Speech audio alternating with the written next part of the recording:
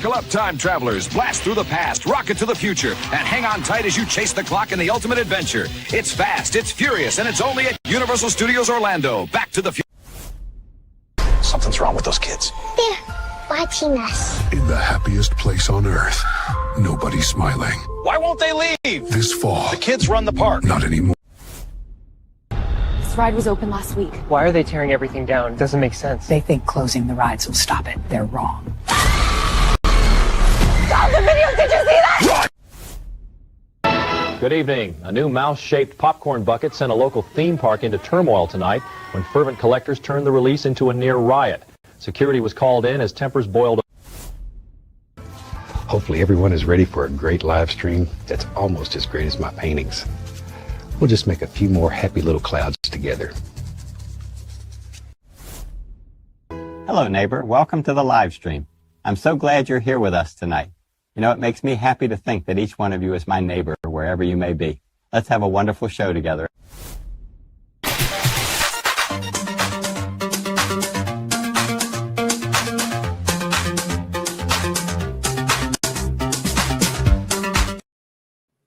What's up, everybody? Happy Wednesday. Is it Wednesday? It's Wednesday. Hopefully everyone's having a nice midweek. I figured I'd do a nice hump day live stream. Because last year I went live on Halloween, and then I realized that's a bad idea because our kids are still in that age where it's a big deal. So Halloween, I don't even know where my schedule is going to be for Halloween. I'm going to be running protector / I got to take the dad tax, and our neighborhood goes crazy. I don't know if that's how it is in California. And by the way, I'm joined by a theme park conductor.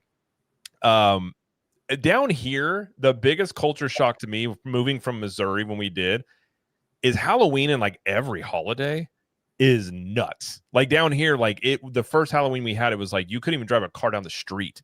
And then people hang out at the ends of their driveways and hand out like full-size candy bars. Like it was nice. And people, like when you're walking by, some of them have like party spots. They'll throw you beers, offer you shots. Like as an adult walking around kids, it's like it's not that bad. No, that's freaking awesome. You know, for us on the West Coast here, you know, you actually have to kind of get some inside information to find the full size candy bars. And as far as I know, I don't know any neighborhood that does that. So that just gives me another reason to move out of California and go to Orlando. Dude, who in the hell wouldn't want to walk their kids around? That's the thing. Like the first year we were walking around, and I was like, "This is crazy."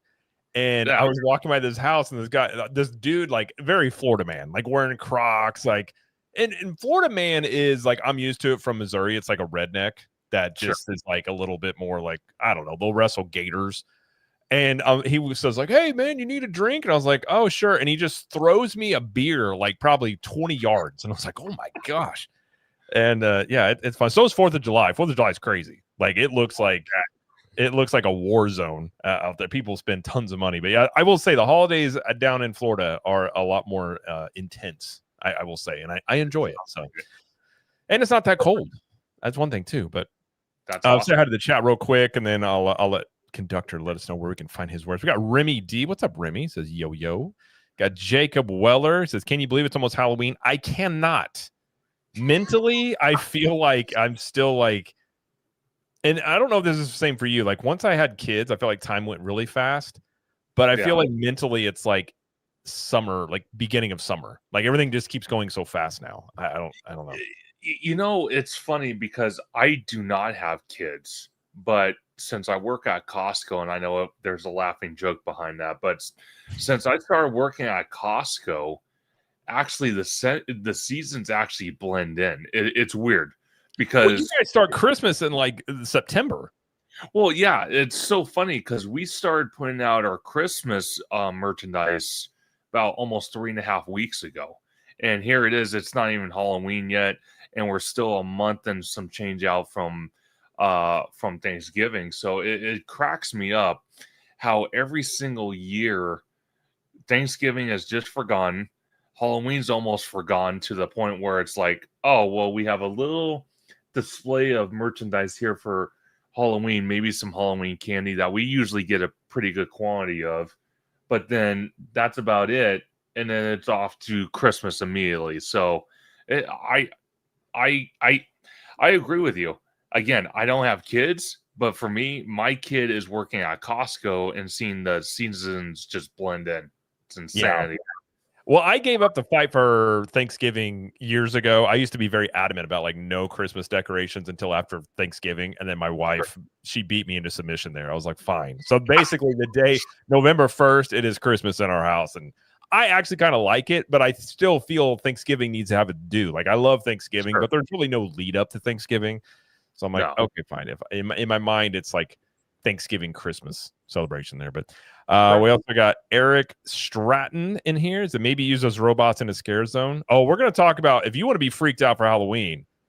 We're going to watch through. There's a new robot that is going onto the market. That is the stuff of nightmares. Have you ever seen iRobot? This is the plot of iRobot, but it's real. And they're just like, hey, would you like to spend $20,000 on a robot that will probably kill you? And I'm like, I don't know about that. Let's see. Brian said it's Thursday. It's not Thursday. I just looked. It's Wednesday, Brian. It's Wednesday. I think you're all messed up.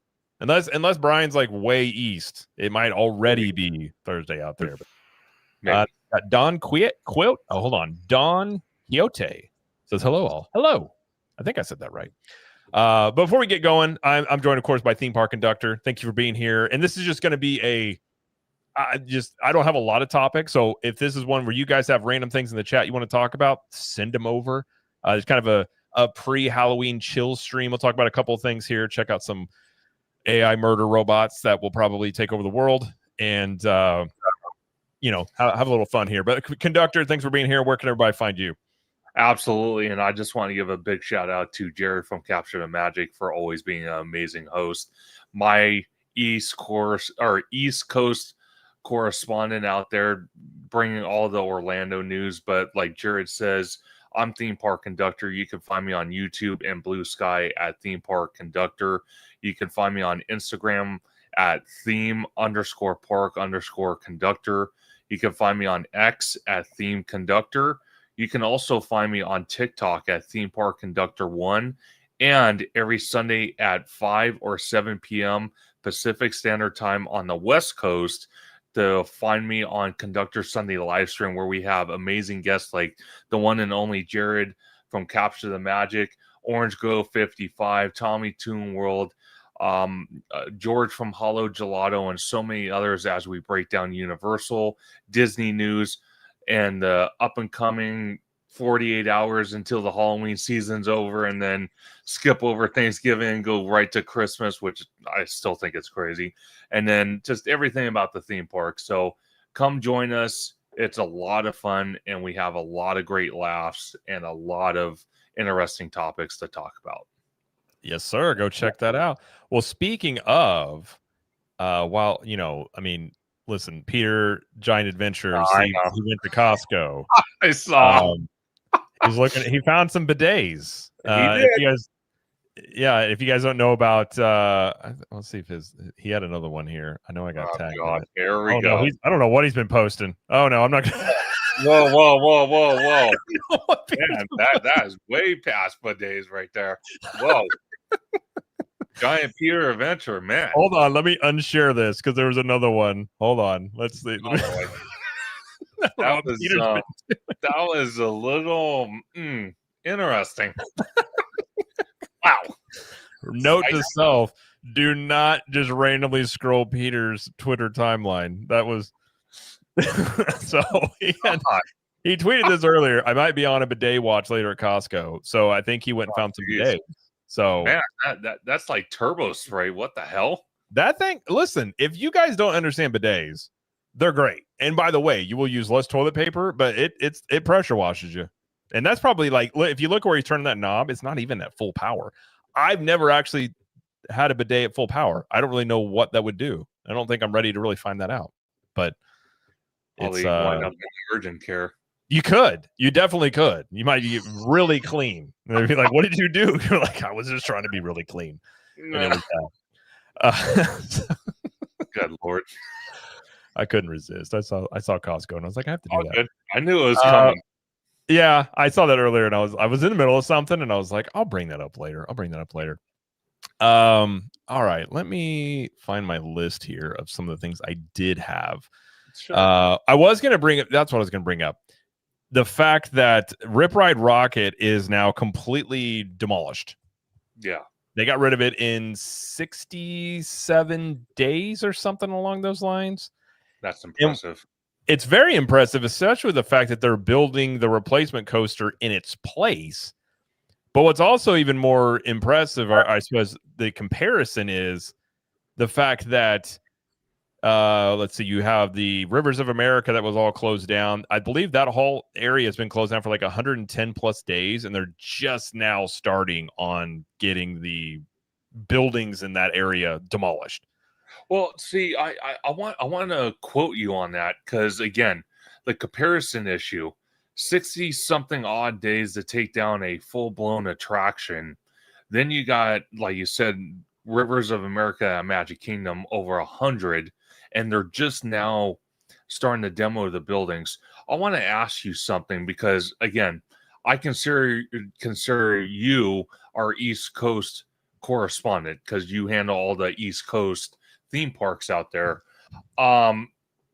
It cracks me up because Orlando, I kind of feel has like almost like a better, I can't think of the phrase I want to use, but they're more laxed on demo and building than they are out here on the West Coast.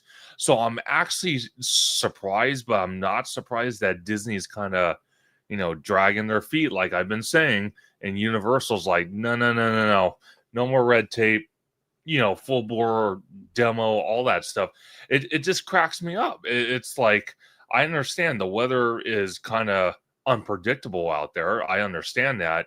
But again, a coaster, and we've all seen how big it is from pictures or for whoever's been to the Universal Park out there in Orlando, how big Rip Ride Rocket was, and the fact they took it down that quick. And again, you have Tom Sawyer's Island out there in Magic Kingdom, and it's still, they're just barely scratching the surface. It's just I don't know. It's I'm getting a feedback. I hear my voice randomly. Maybe it's just my end. Yeah, I mean the thing about Universal, and I've said for a long time, I think that it's going to become a real difference maker for Universal is the speed in which they build. And obviously we're seeing here the speed in which they demolish things. But at the same time, they're building or they're tearing down Rip Ride Rocket. If I can find the pictures of it, Bio Reconstruct has a lot of pictures. They're building the new coaster in its place. Like after they get one area done, it's like, here comes like right here, we can see this is on the area that's going to be, if you know what you're looking at here, the entrance for the new coaster is going to be on the New York side. Okay. So they're doing a lot of work on this area. So this was like backstage stuff. So the entrance is not going to be the same spot it was for Rip Ride Rocket.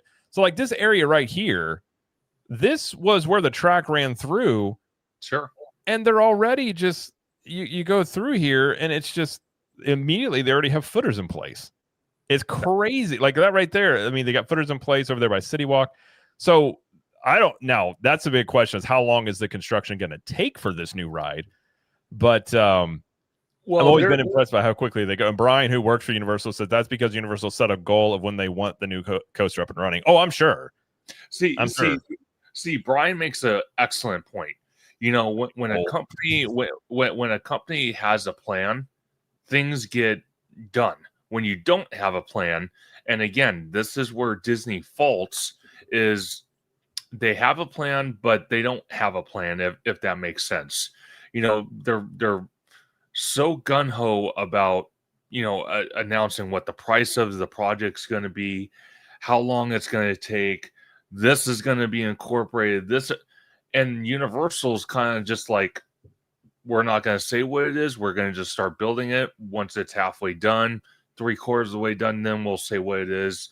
And then once the attraction or land opens, just for the shareholders, we'll announce how much the land costs or attraction, whatever. And And again, I think if I'm not mistaken, this new coaster, Jared, is going to be built by Intamin, if I'm correct. Okay.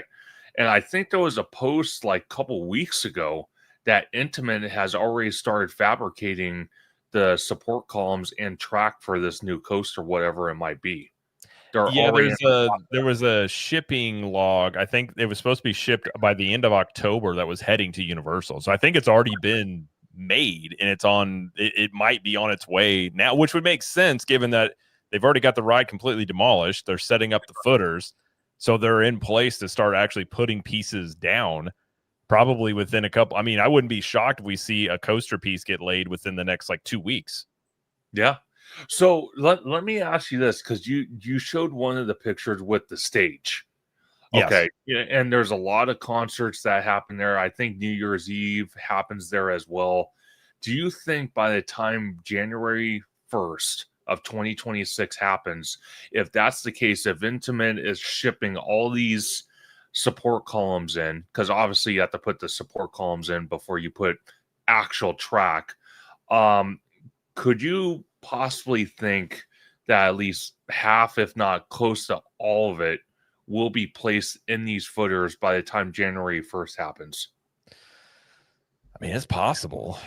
I mean, if they're already putting footers down, and now granted, these look like they're concrete. They haven't been laid yet. So, I mean, that gives you very possible. How quickly did they do out in Hollywood for the Fast and Furious coaster out there? How quickly before when they started doing foundation work before you saw like supports go in?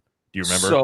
So the foundation work was a little tricky because it was on a hillside, but once they had it to a point where they could start putting foundations in, like what we see here in this picture, it was almost immediate. Like, I mean, they didn't just do one or two. They did like in groups of 5, 8 support foundations at a time.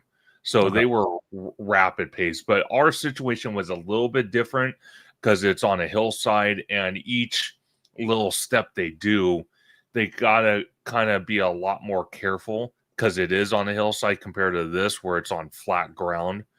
But I commend Universal and Intamin for a coaster that we got that is kind of like up there with Velocicoaster from what it seems like. To have that on a hillside is pretty damn impressive. You know? Yeah, that coaster is impressive how they are building that. Basically, just when you look at the layout of it all there, and we can see here how slowly Rip Ride Rocket has gone from the skyline here. Oh, yeah. And Universal doesn't mess around at all, because I think there was some post by some vloggers out in Orlando as well that I've come across once in a while. I think you guys have something that's called an antique mall out there that has a lot of theme park relics and you know, props. They have a lot of the props from Rip Ride Rocket already at that mall. Oh, nice. Yeah, that's a place where you can get, there's a lot of stuff that end up on when Disney like refurbs a hotel. You can get old lamps from, if you're ever wondering if you could get an All-Star Movies lampshade, there you go. You can go get one there. Although they did sell, I think somebody bought one. They sold the old Wilderness Lodge cabins that they redid those. And I think it was like 50 grand or something like that. Somebody bought it and they refurbed it and made it into like a small home. There was somebody on YouTube that did it, but I don't know. I think they ended up spending almost $100,000 on doing the whole thing. But I was like, that's, interesting way to go about it. But yeah, I mean, I think that, and I will say somebody told me, or actually I got to get back to Wizard texted me earlier and I was in the middle of a bunch of stuff. He's hearing the same thing I've been hearing, is that there's going to be multiple announcements in the near future about things coming to Universal. So I think that, well, and that goes into the conversation that I was having. We had it on Theme Park and last week, was the fact that when you're looking at, I think OG asked the question about like, did Universal, should they have done more for the prep before, Epic opened to have the parks ready? But I was like, honestly, I think what they're just going to do is they're already going back into the existing parks. I think you're very likely to hear 2, 3, at least I think 1 to 2 more projects out on top of the fact you have Rip Ride Rockets replacement. You got whatever's happening in Lost Continent, and then there'll probably be 1 or 2 more on top of it. So I just think there's just going to be this, I guess I would just call it velocity of stuff going on the next easily 5 years. And my thing is, I could totally see whatever Universal announces, this stuff gets built before Disney gets their stuff done. Because I think that's the other question is obviously Disney's building stuff,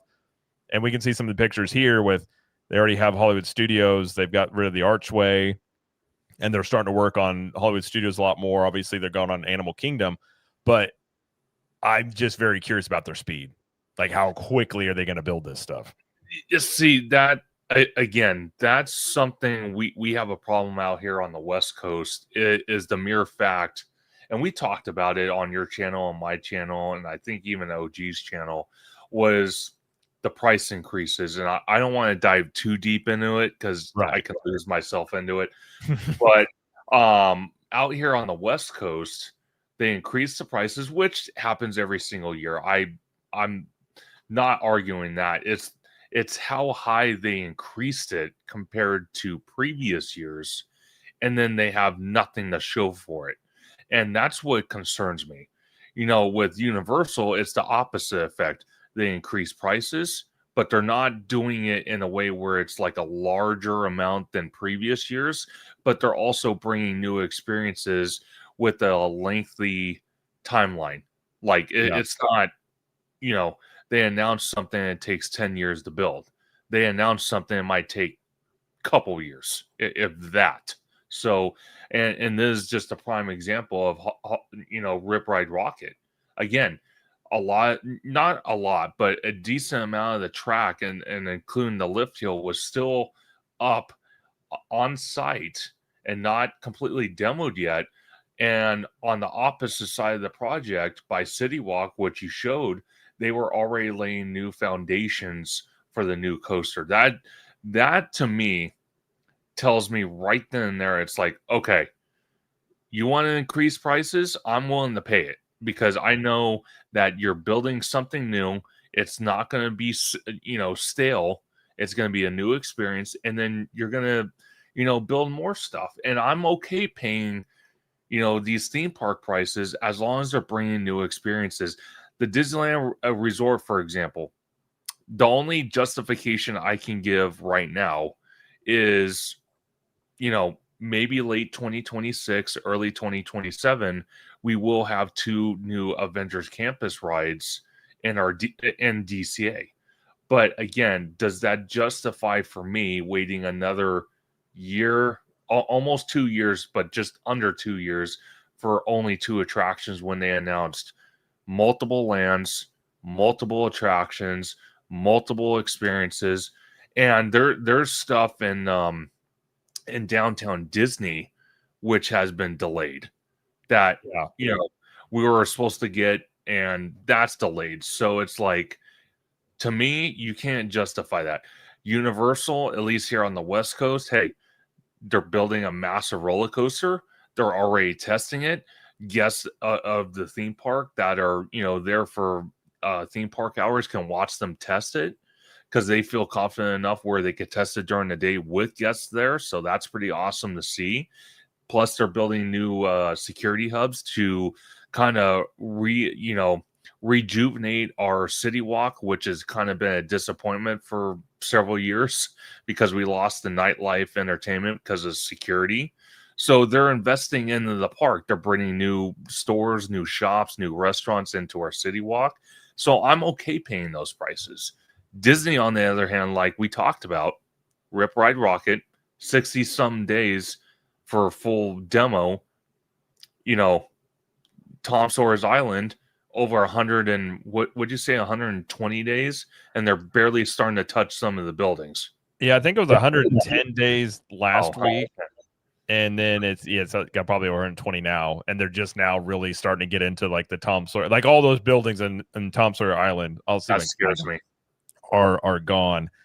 And I think that, I mean, and you're not wrong, because I think when you're looking at that, it kind of, that's where it kind of comes down to, I guess it would be your fan base trust in terms of like how quickly. And I think, you know, we touched on this on theme park, but it's like, as Disney, especially in Disney World, it's the same thing over here. They're going to raise prices. It's not, that part is not surprising.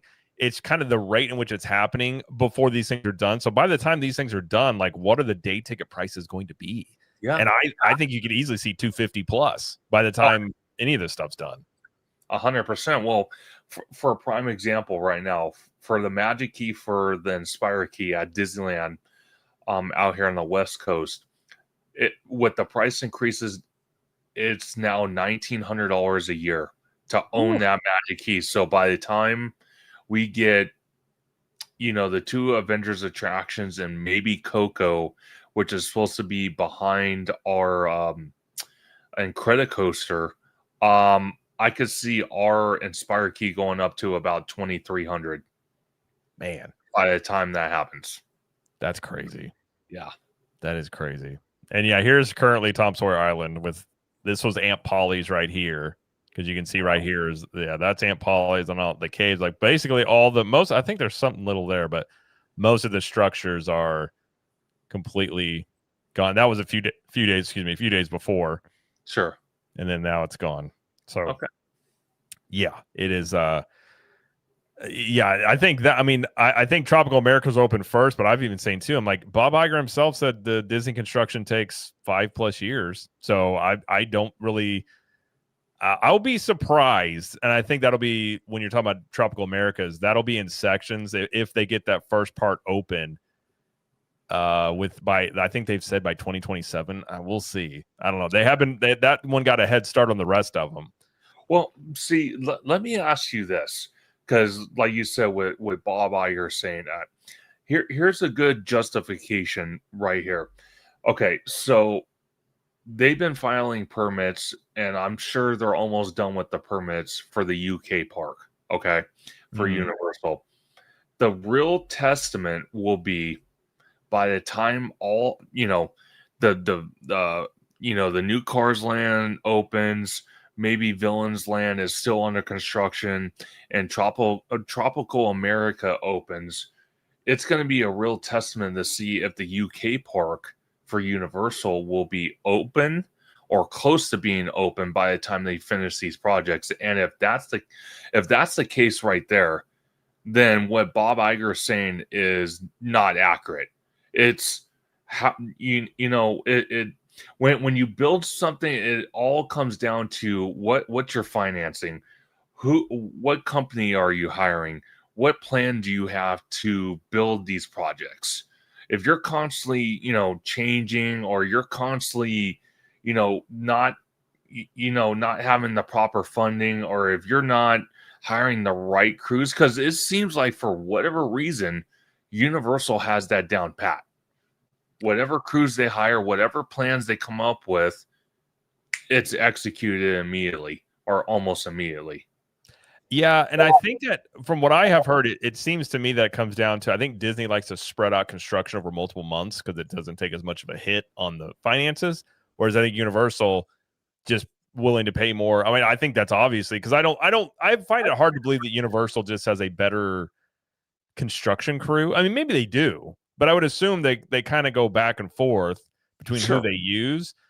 But there was many times whenever Epcot was being built and we'd be on the monorail and it would be a month between visits and it looked like nothing had happened. And every single time we would go by it on the monorail, nobody was working. Like ever.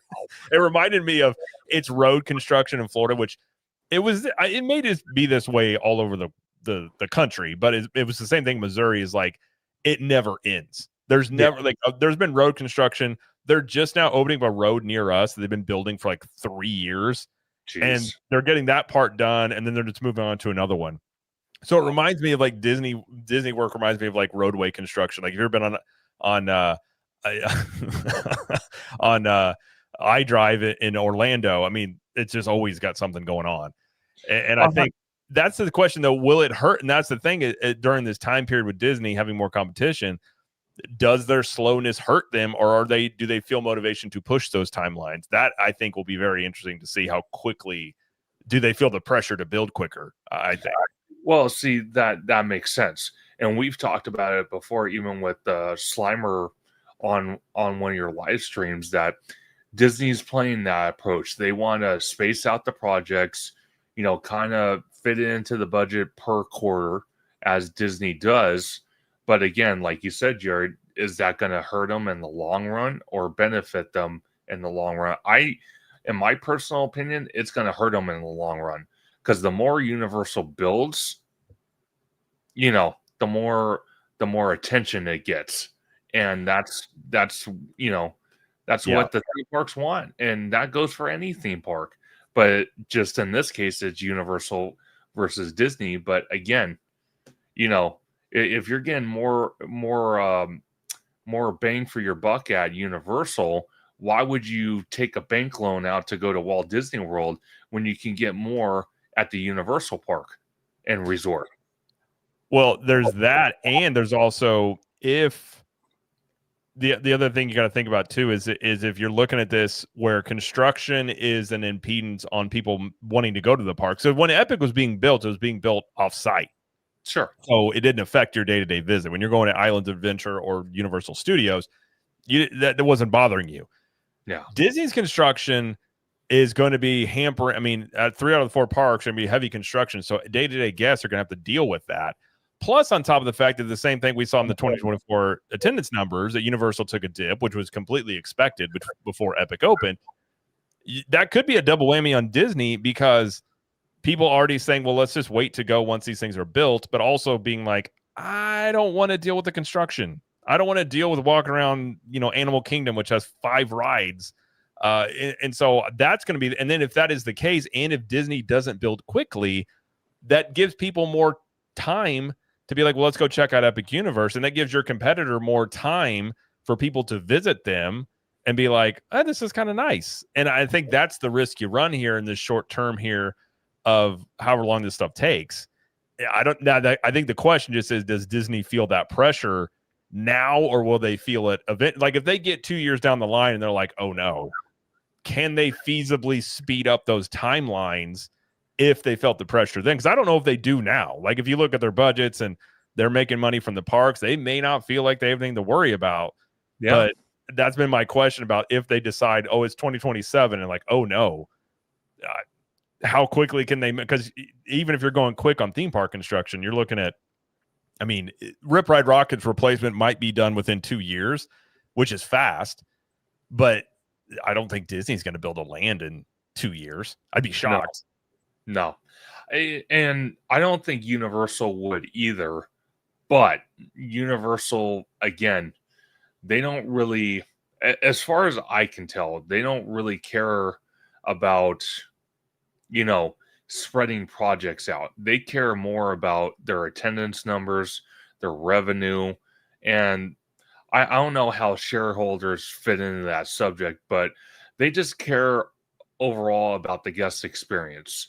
And when you're bringing constant new attractions, entertainment, lands, and you're doing it in, a timely manner,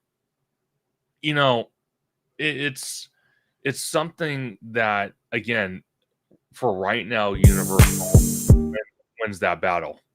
9 out of 10 times wins that battle. And my only thing with Walt Disney World and with all the construction, in a way, it's almost some of the projects, like, what we're seeing at Tom Sawyer's Island, what we're seeing in Animal Kingdom with Tropical Americas, and I'll see it myself in March when I go for my first time, it's not, the way I see it, it's not really impeding on people because it's behind construction walls. Obviously there's going to be construction noise, but in a way it's kind of telling people, hey, this is what Disney's building. Okay, maybe we'll plan another vacation next year or the year after when this land or attraction opens. So it kind of like advertising for guests that are already in the park, trying to incentivize them to come back. You know what I mean? Yeah, it's true. I can kind of see, that as well. But like, for example, for I'm curious what the numbers are going to be for Universal Hollywood in 2025, because it's not like this massive coaster that they are now ride testing can be hidden behind construction walls. You can see it every aspect of the park, no matter where you're at, or if you're on the studio tour, you can see it, or if you're on the freeways surrounding Universal, you can see it. It's ginormous. So I think that's been a good selling point for Universal for new guests to sign up with annual passes.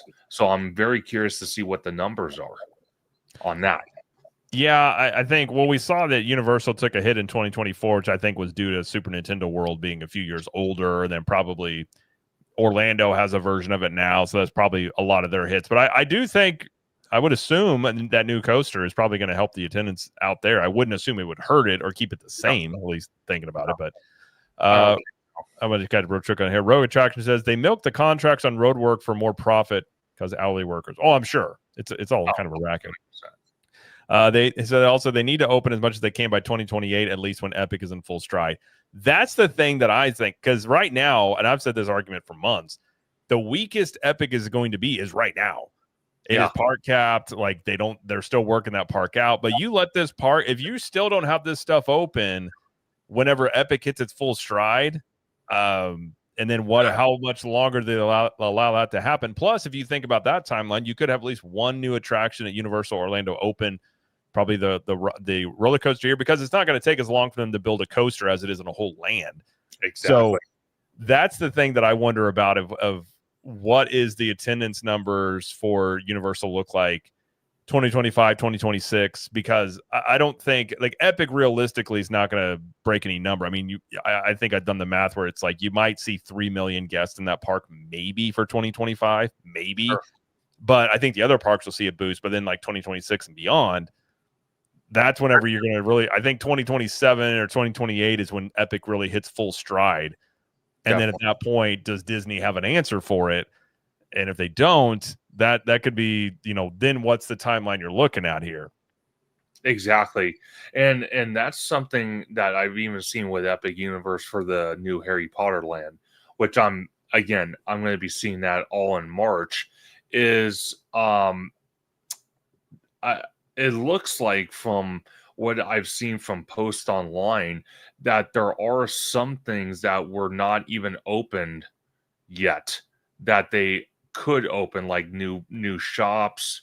I think they were even talking about at one point, I'm not 100% sure on this, it's probably just a rumor, that they were looking at possibly another attraction inside that land. There's some type of space they could put one. I don't know how true that is. I do know about I think it was like the main building that when you walk in, it's kind of towards the back, but it's in the middle.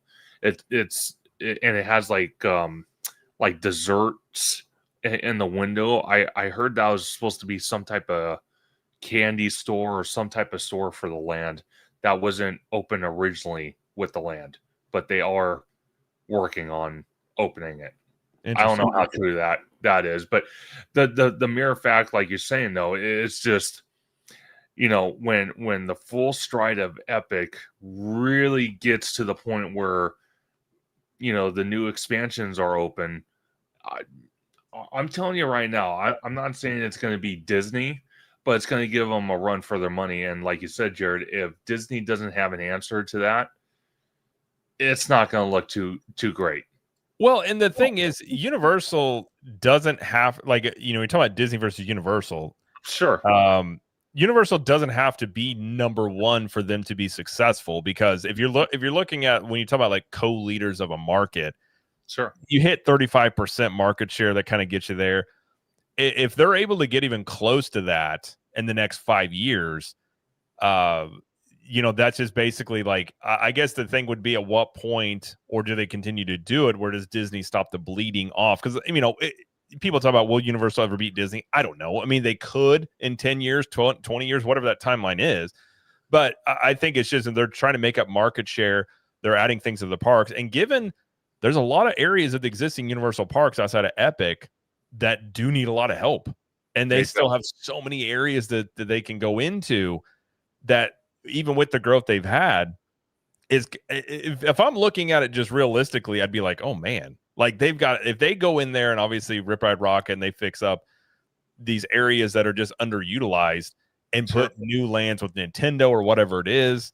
Because I think Nintendo potentially could be bigger for Universal than the Wizarding Worlds have been, because video games are massive, and that's before you even get into like anime that they could bring in. 100%. And what's his name in the chat says studios needs help drastically.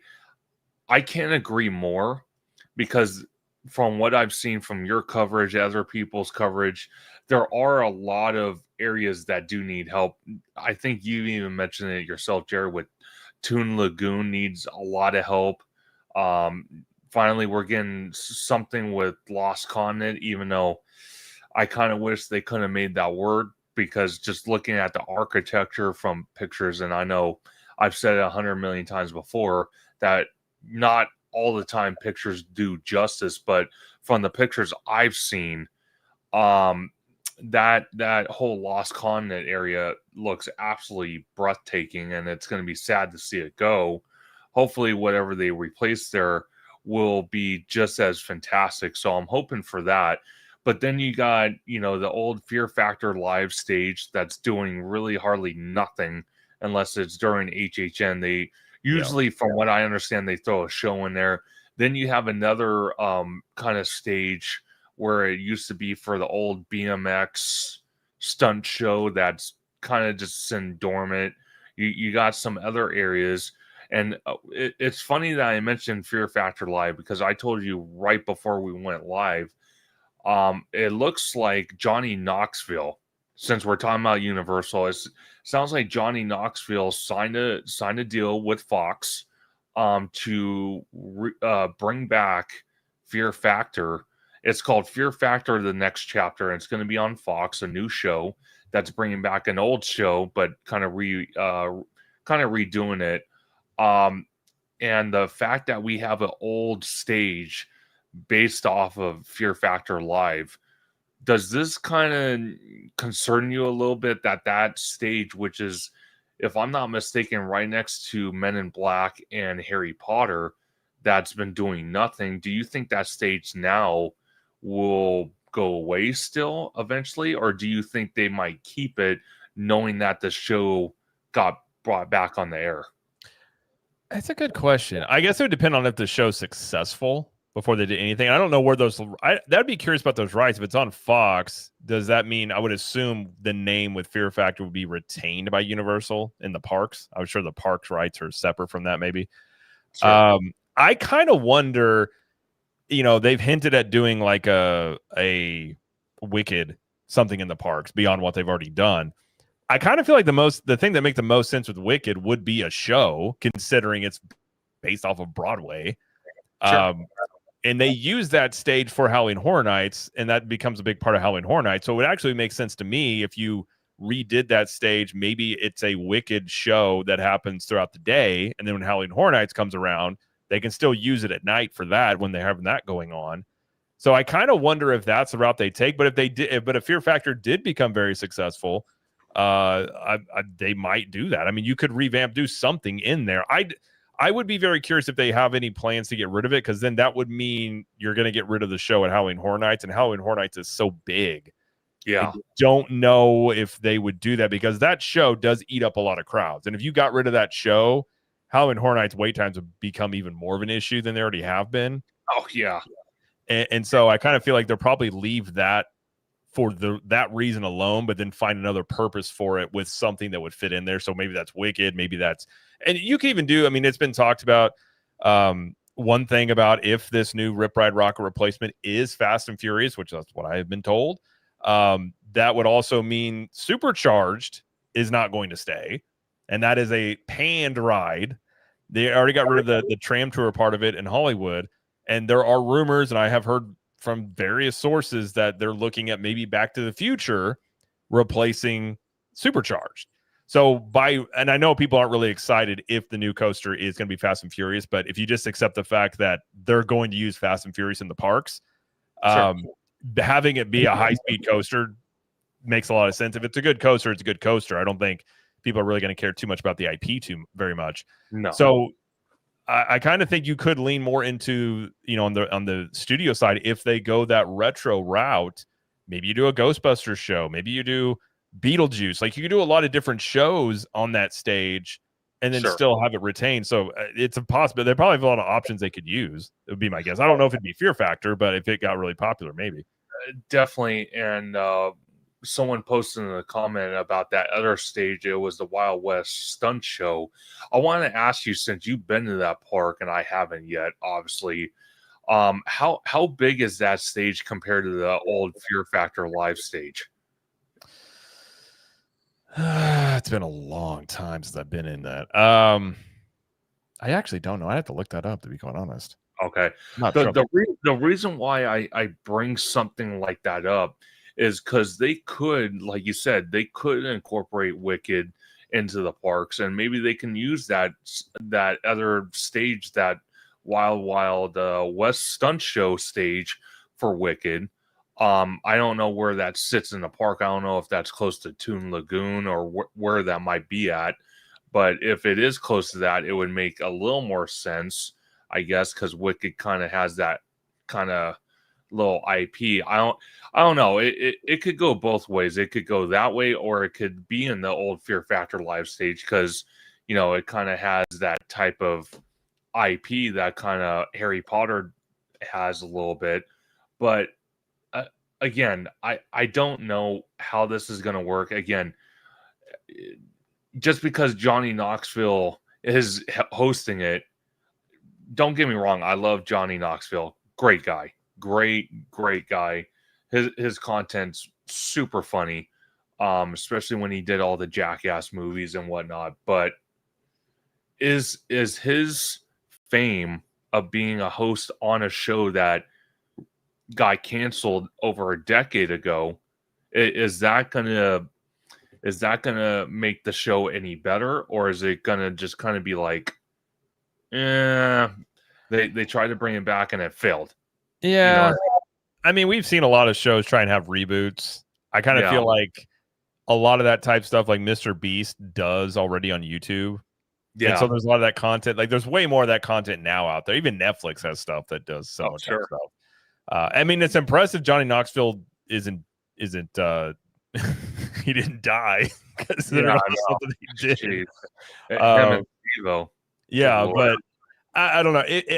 Honestly, I think if it was a hit, I would be shocked, just because it's such a different landscape now. And that show, I mean, Fear Factor was like the first of its kind, and that shock value I don't think is really there anymore. And especially with like Jackass, like stuff like that has been done beyond what Fear Factor even was. But I mean, it's definitely a possibility. They already have the naming up there, so if it is popular, they could throw it in there. But I'll catch me a little bit on the chat here real quick. Remedy says, obviously don't know how Universal is going to solve the long lines at Epic Universe all of 2026. Outside of adding new attractions, Epic might be stuck at 50% capacity for quite some time. I don't disagree. I do wonder how much they think they can get more optimized with the rides. Maybe they think that they can make a lot of headway there. There's also the in-park entertainment that they really haven't done to the scale they said they were going to do. But I think really ultimately, until you add another land with more attractions in here, it's going to be difficult to really, because those wait times, I mean, people, they're already super high. People aren't going to want to wait. I mean, if you add in another, 10,000 people into this park, those wait times are just going to get even higher. So I said before, I'm not going to be surprised if annual passes don't show up until 2027 at this point. Yeah. You know what? It's a good possibility, and I would actually advocate for that.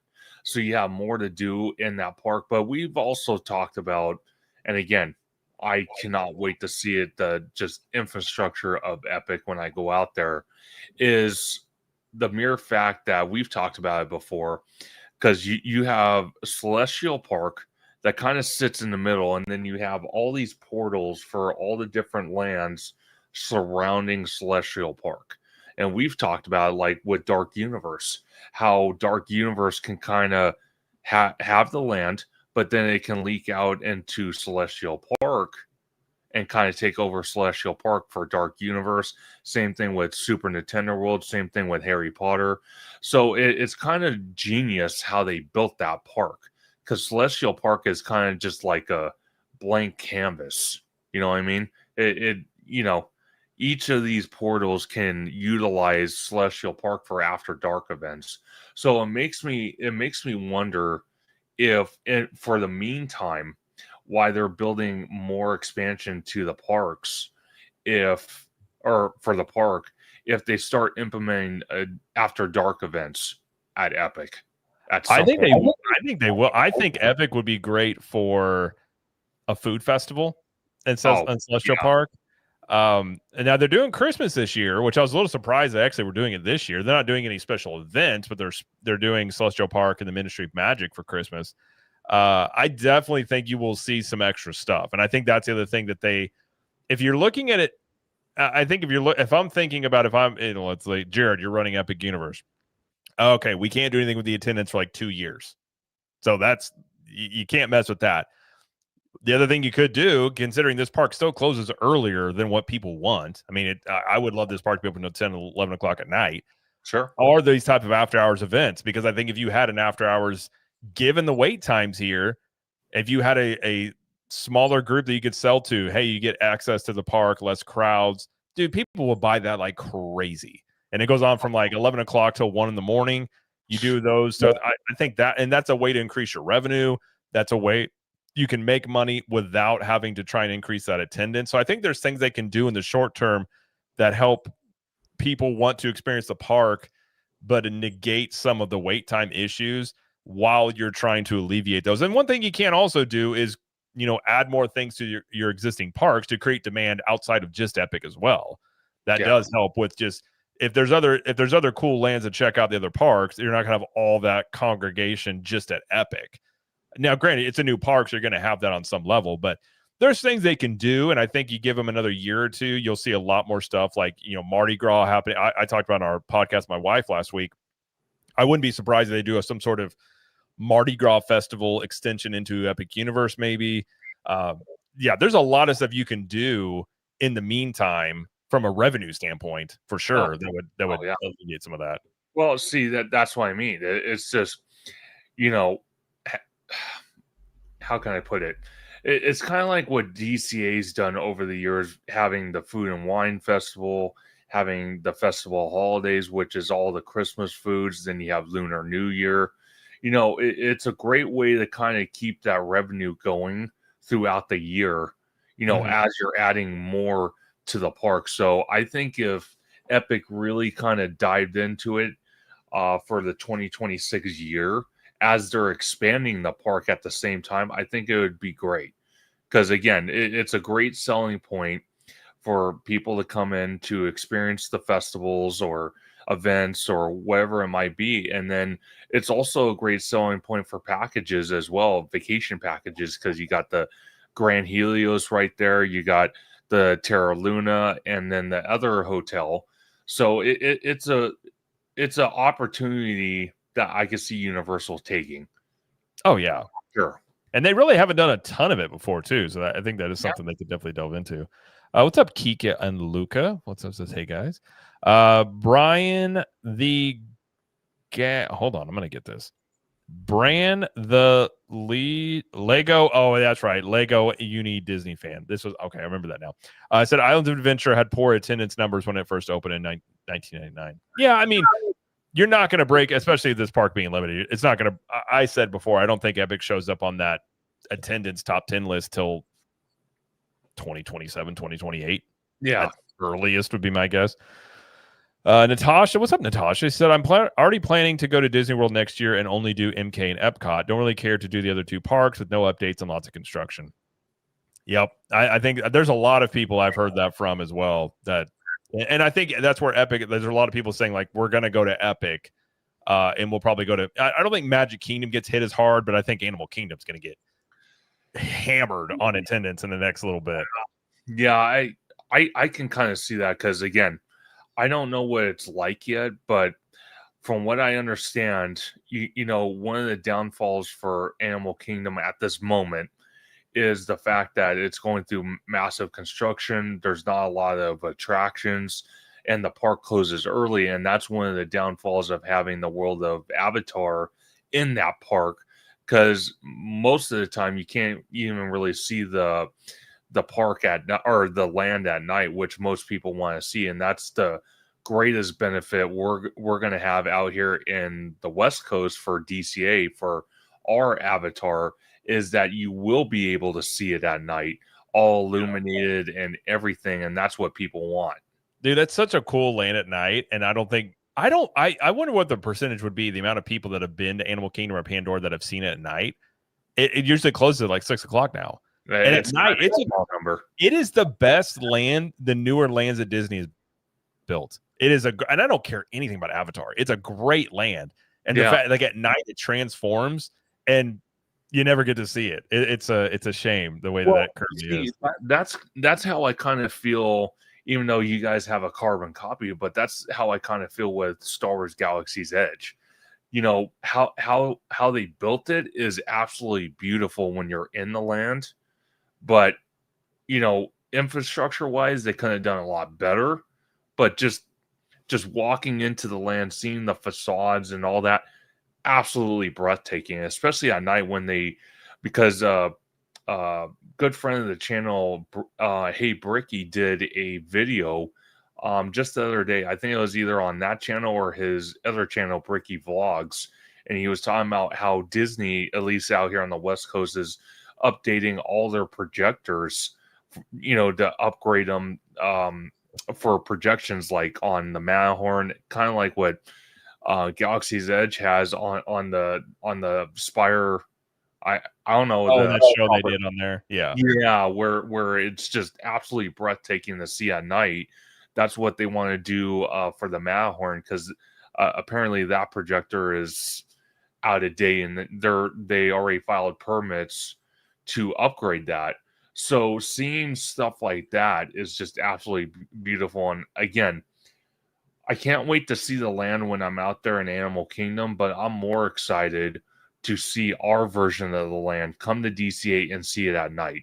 I think, because we talked about it not too long ago on one of our channels, that a lot of times when you go to these theme parks, especially Disney out here on the West Coast or Disney out in Orlando, there's a lot of photo ops that you see on social media. Like with us, you have the giant Mickey Ferris wheel, or like for you guys, you have Cinderella's castle, and so on and so on. I can only imagine what social media is going to be like at night when people are taking pictures of Pandora at night lit up. It's gonna skyrocket. Yeah, I think it'll look pretty cool. I agree there. Brian says we are already working on expansion. Do you mean an epic, Brian? If so, go on. Storybook Sorcerer says the aerial shots always so impressive to me. When you are in the park, you really can't tell how massive some of the buildings are. Also, on aerial shots, you don't realize how close in the park you are to roadways. Like, I'll look at Epcot stuff, and I'm like, there is a road right there. Like, they do a very good. And I know that my dad used to work for Disney. Sure. In Pandora, you go in a back room, and there's like a subway. There's the whole employee stuff. And there's so many things they just do a really good job of shielding you from. That's cool. Kiki Lucas says, I haven't seen Epic Universe, but I have been to Universal Hollywood and Universal Osaka in the past year, and Disney is light years ahead of Universal. It's not close. It would take Universal 100. Well, I mean, it depends. Listen, I think that when you're talking about Universal 8 to 10% of market share in a decade, and they're just now getting to full force, like I said, I don't know if they'll ever beat Disney, but they don't have to. No. But, to say, I always tell people this, to say that any brand is immune from bad decisions if they continue to go down a certain path, and I'm not predicting that they will. I mean, if you would have told people in 1920s or whatever that Sears eventually was going to be what it is, they'd be like, you're crazy. Sears is the best thing you've ever seen. Like, but it requires like a lot of compounded years. And I'm not saying it's going to go there, but I think the new reality is that you're just going to have Universal and Disney be looked at eventually as at least co-leaders. And Universal's not going to go back to how they were in like 2008. And I do think in Orlando, at least, that's the new reality you're looking at there. And it's just going to become more competitive, which I love competition. So I love a good fight. And I think that 2 places or more competing for your vacation dollar is good for the guest, because I think that's how you ultimately get more for your money. And I couldn't agree more. It's just, again, the way I look at it as well is, it's a friendly competition. It's awesome for all of us theme park fans, especially us theme park nerds, which really we're kind of like a cohesive unit, all of us. I consider us that really dive into the details compared to just the normies that go to the parks just to have a good time. They don't really dive into the details too much. So don't get me wrong, like Jared said, competition, friendly competition is awesome between these 2 companies. I absolutely love it.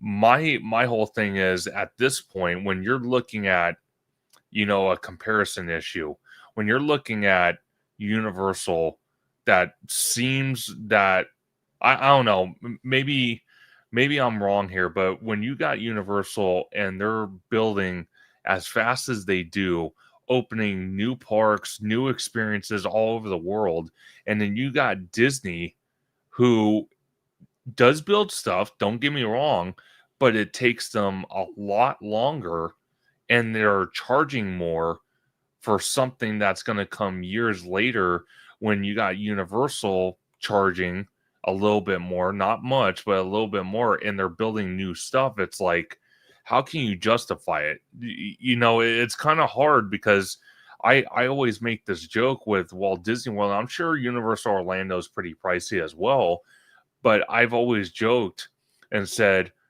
do I need to go down to my local bank to get a bank loan to go on vacation to Walt Disney World? And it is a laughing joke, but I'm sure Universal Orlando is just as expensive. But when I look at the prices, yeah, they're kind of similar in some ways, but one company is turbocharging new experiences that they're building, bringing them to life, and then you got the other one that's charging a lot more, and they announce projects, but it's taking them a lot longer to build. It's like, do I want to get a bank loan? And I use that joke a lot, but do you want to get a bank loan for Universal that's building new experiences at a rapid pace? Or do you want to get a bank loan for the other company, which is still good by all means, but takes years and years and years to bring new experiences to life? That's the way I see it, as someone that owns an annual pass out here on the West Coast, an annual pass for Universal, Magic Key for Disneyland. It's like, it's going to come to a point. Do I want to keep paying the upcharge for the Inspire Key for Disneyland? Or do I say, you know what, I'm going to have a cutoff at some point, and do I want to go to Universal, which is building a lot more, and their top tier pass is nowhere near what Disney is? And it's so funny, Jared, because OG has always been a Disney fan, always loved Disney. And I have no problem with Disney, but he tells me all the time, it's so funny. He tells me all the time, he's like, I feel like I go to Universal now out here on the West Coast at Hollywood. He tells me that he goes to Universal a lot more than he does Disney. And I'm kind of culture shocked by that. Really? Well, I think, you go to parks enough too. You go through phases where, one's new or there's stuff going on. Sure. And there's definitely, that's where you start talking about where the brand sentiment or where the guest sentiment is. And then you're talking about the people that are plugged in versus and I don't really know where the normie crowd or what you even define it as, how do they view it? But I do think I've seen a shift, I'll just say, from talking to people that run travel agencies. They've seen a lot more Universal bookings, more than I thought there would be. And these are Disney-centric travel agencies that are talking about they're seeing a lot more people go week-long vacations at Universal, because I kind of figured they'd be splitting time more. And they were basically saying, no, we're seeing a lot of people just go to Universal for a whole week. And I was kind of surprised at that was already sort of happening. Granted, those are anecdotal for two agencies, but they're pretty decently sized agencies, I will say. But let's get caught up here in the chat a little bit. Remy D says, this might be an unpopular opinion, but now that Jurassic River Adventure will close for almost a year, I think IOA is now the inferior park compared to studios. It's interesting. It probably depends on what, like if you're into coasters, obviously you got Hagrid's Velocicoaster, you got Hulk. I mean, both need help. I think that would be a very interesting conversation to talk about, which park needs more help. Both definitely need some new stuff. And I think studios, they added Villain Con, which, okay. They added, they redid DreamWorks Lane, which was better than what it was, I will say. Like, our kids enjoy it, but it's not like they didn't have a huge budget for that necessarily. So I think, that's an interesting conversation to have. I don't know the answer to that. I think I would probably say, I probably still think studios needs more help, but I understand the argument. I know people, Slimer's one of them, that says he thinks IOA is in worse shape than studios. So it's an interesting conversation. She also says, I'm there for, or he, I'm not sure which one Remy D is. I'm only there for V Coaster, Hagrid, and Spider-Man, and maybe Kong. Toon Lagoon, Seuss, and the rest of Marvel or HP don't do it for me. Studios has better shows, better food, and just more things. Well, and that's like for us, our kids do like Seuss Landing. Our daughter has gotten more into Harry Potter. Like, it definitely depends on what you're into, for sure, when you're talking about those. Brian says, Universal is already working on some entertainment for Epic. I like to hear that. I have heard that's in the works. So I am glad. And I figured that's probably, in the short term, that is really the only thing you can do outside of, improving the operations is adding more entertainment options in there, I would say, for sure. Absolutely. Natasha says, rumor has it in 2027, Orlando Informer is coming to Epic. I've heard that as well. Which I guess that would be an after hours event, and that one would sell out immediately. Oh, 100%. 100%. Yeah. Philip, let's see. Philip meets something farm. Ska Farm? I probably got that wrong. I apologize. Imagine FanFest nights in Orlando. Which park? Oh, I want that. I would. To me, it probably makes the most sense to do it in studios. Yeah. I would love. Yeah, I would love FanFest because think about it. The studios park, you have a lot of sound stages and permanent tents that you guys use for Halloween Horror Nights. Take advantage of that, first of all. Right. Then you got that big stage where sits right in front of the former Rip Ride Rocket doing concerts there. Oh my God. Total revenue generator. So I'm hoping that Orlando gets a fan fest out there, and I'm sure they will eventually.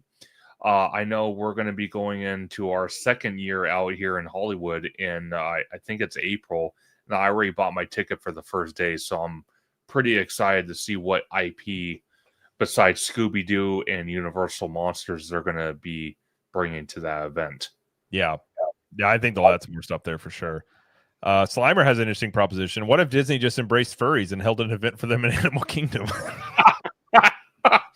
Oh my gosh. Let me know when that is, because I will avoid that at all costs. And by the way, Zootopia has it's got a interesting little subgenre to them, I will say. Yeah. Don't go looking that up on Google or anything. You might find some stuff you're not prepared for. Remy D says, Pandora, in my opinion, is the best theme park land ever made. It's one of them. Absolutely. Personally, I still love Super Nintendo World, but Pandora, like I said, I don't care anything about Avatar, and I think Pandora is awesome. Oh, absolutely. Yeah. Kiki and Lucas says, sadly, everything seems expensive these days. Just food, gas, and utilities take up a huge amount of my paycheck. Dude, utilities are nuts. Like, my utilities are so much higher right now than I was like, and we don't, like, I use, like, we do very well on, like, keeping it down, but man, utilities really is out of control. That's crazy. Remy D says, I liken the Universal versus Disney rivalry to that. I can't say rivalry to that of iPhones and Samsung Galaxy phones. Disney's iPhone and Universal Samsung. iPhone has brand power, even if Samsung is more innovative. That's probably a pretty good analogy. And the fact that Apple used a lot of Samsung chips in their devices for a very long time as well. That was what was funny thing when that was going on. Is a lot of not as much now. Apple makes their own chips, but yeah, all the Apple stuff had Samsung chips in them for a very, very long time. That's hilarious. Tasha says, my husband favors Universal because of how fast they build and new things happening. Yeah, and I think like again, being a pass holder at both as well over here, I do think from the annual pass holder standpoint, I do feel like Universal does more. Like they have a lot. They've got the lounge. They do a lot of, especially on the holidays. We got to meet the Grinch in the lounge. That was like a 10-minute wait, where that was like a 5-hour wait if you wanted to meet him at the regular spot and stuff like that. So, yeah, I think, and people like, and they know what drives attendance, and even Disney has talked about this, is new things in theme parks. So if you're able to build these quicker, and Universal has said previously, I think Mark Woodbury even said it, they want a cadence of a new ride opening every year. And I think post Epic, if they get back on that track of they have something brand new opening 2026, 2027, 2028, that's where that cumulative effect really starts kicking in. And then you're basing that as well on top of the fact you have a brand new park as well. And I think that's where things get really like, it's a different scenario now than it was in 2010 or 15 or whatever that time period was when the Wizarding Worlds came online. 100%.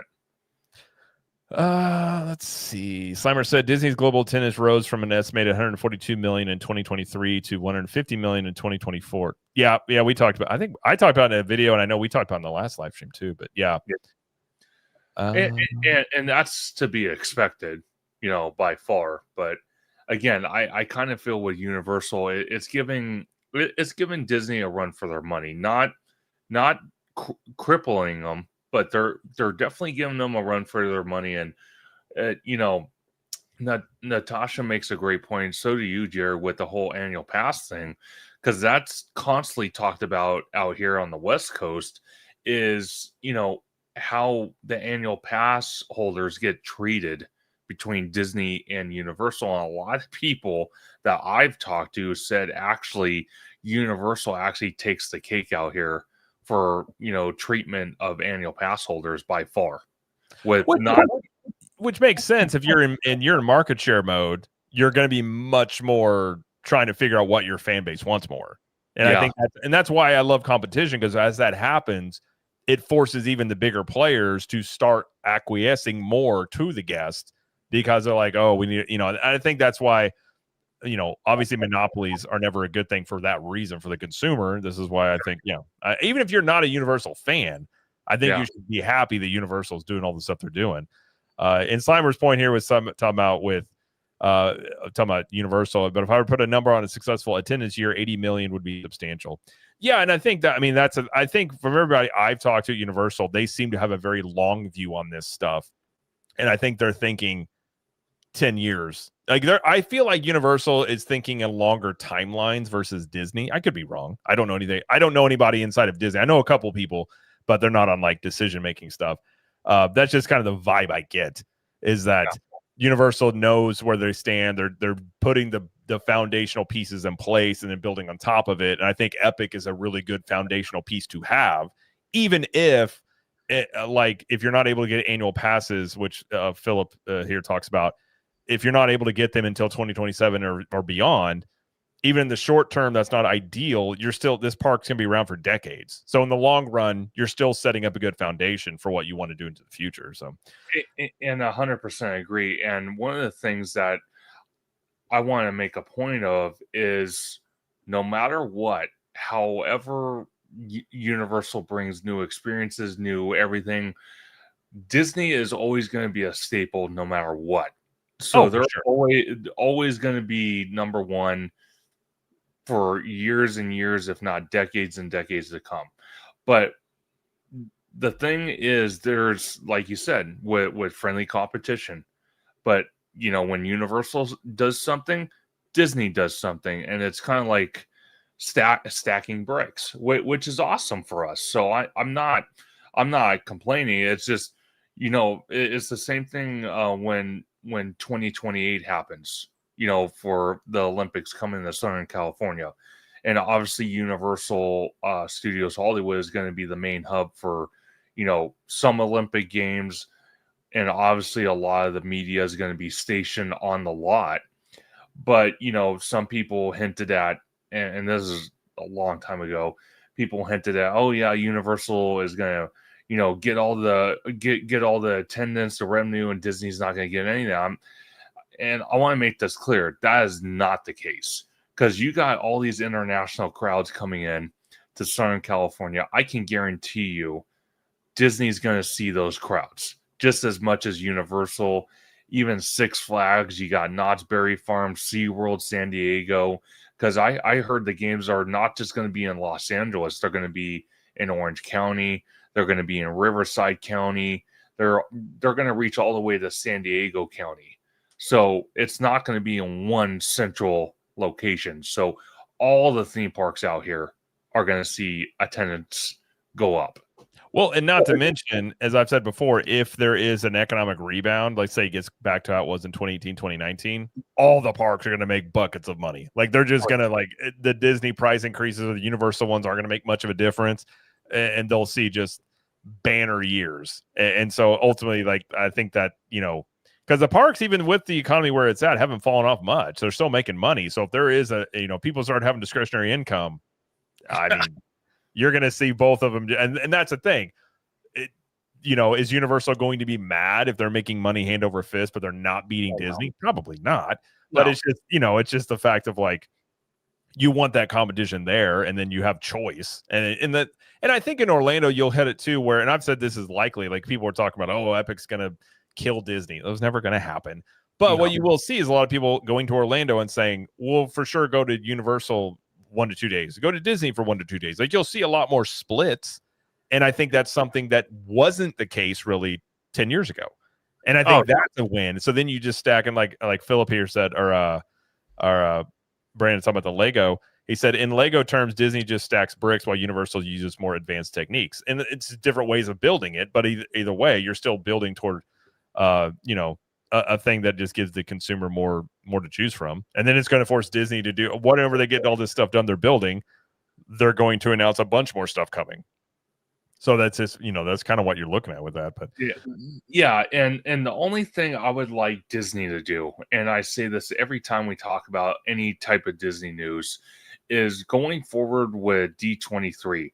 The one thing I hope to God they embrace from Universal and Comcast is when they announce something at D23, which, again, they were able to use the Honda Center and have 30,000 people in that arena. So I'm hoping they acquire it for 2026. Is I really hope whatever projects they announce going forward, they don't throw a price tag on it immediately, because that's one of the biggest issues I have, is overselling a future development, and then once it's finally built, and us, like I said, us theme park nerds go in there and start reviewing it, and we're like, there's no way this is $100 million that you spent on this. And I make a laughing joke all the time. I'm like, okay, so what are we going to justify things? Are we going to say the screw on the wall over here is 10 grand? This panel over here is 50 grand. This light over here is another 5 grand. Are we going to play that game, or are we going to get real? So I'm hoping going forward they stop announcing the financial aspect until it gets to the shareholders meeting, which, again, I know they have to announce it at that point, but don't do it in front of 30,000 fans. It's okay to talk about the project. Just don't sit there and say, oh yeah, we're going to slap a $500 million label on it.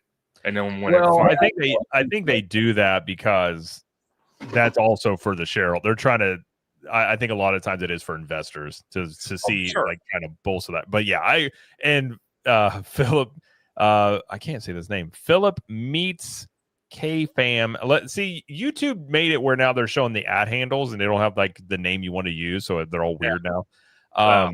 Said, imagine if Universals do their own version of D23. I hope they don't.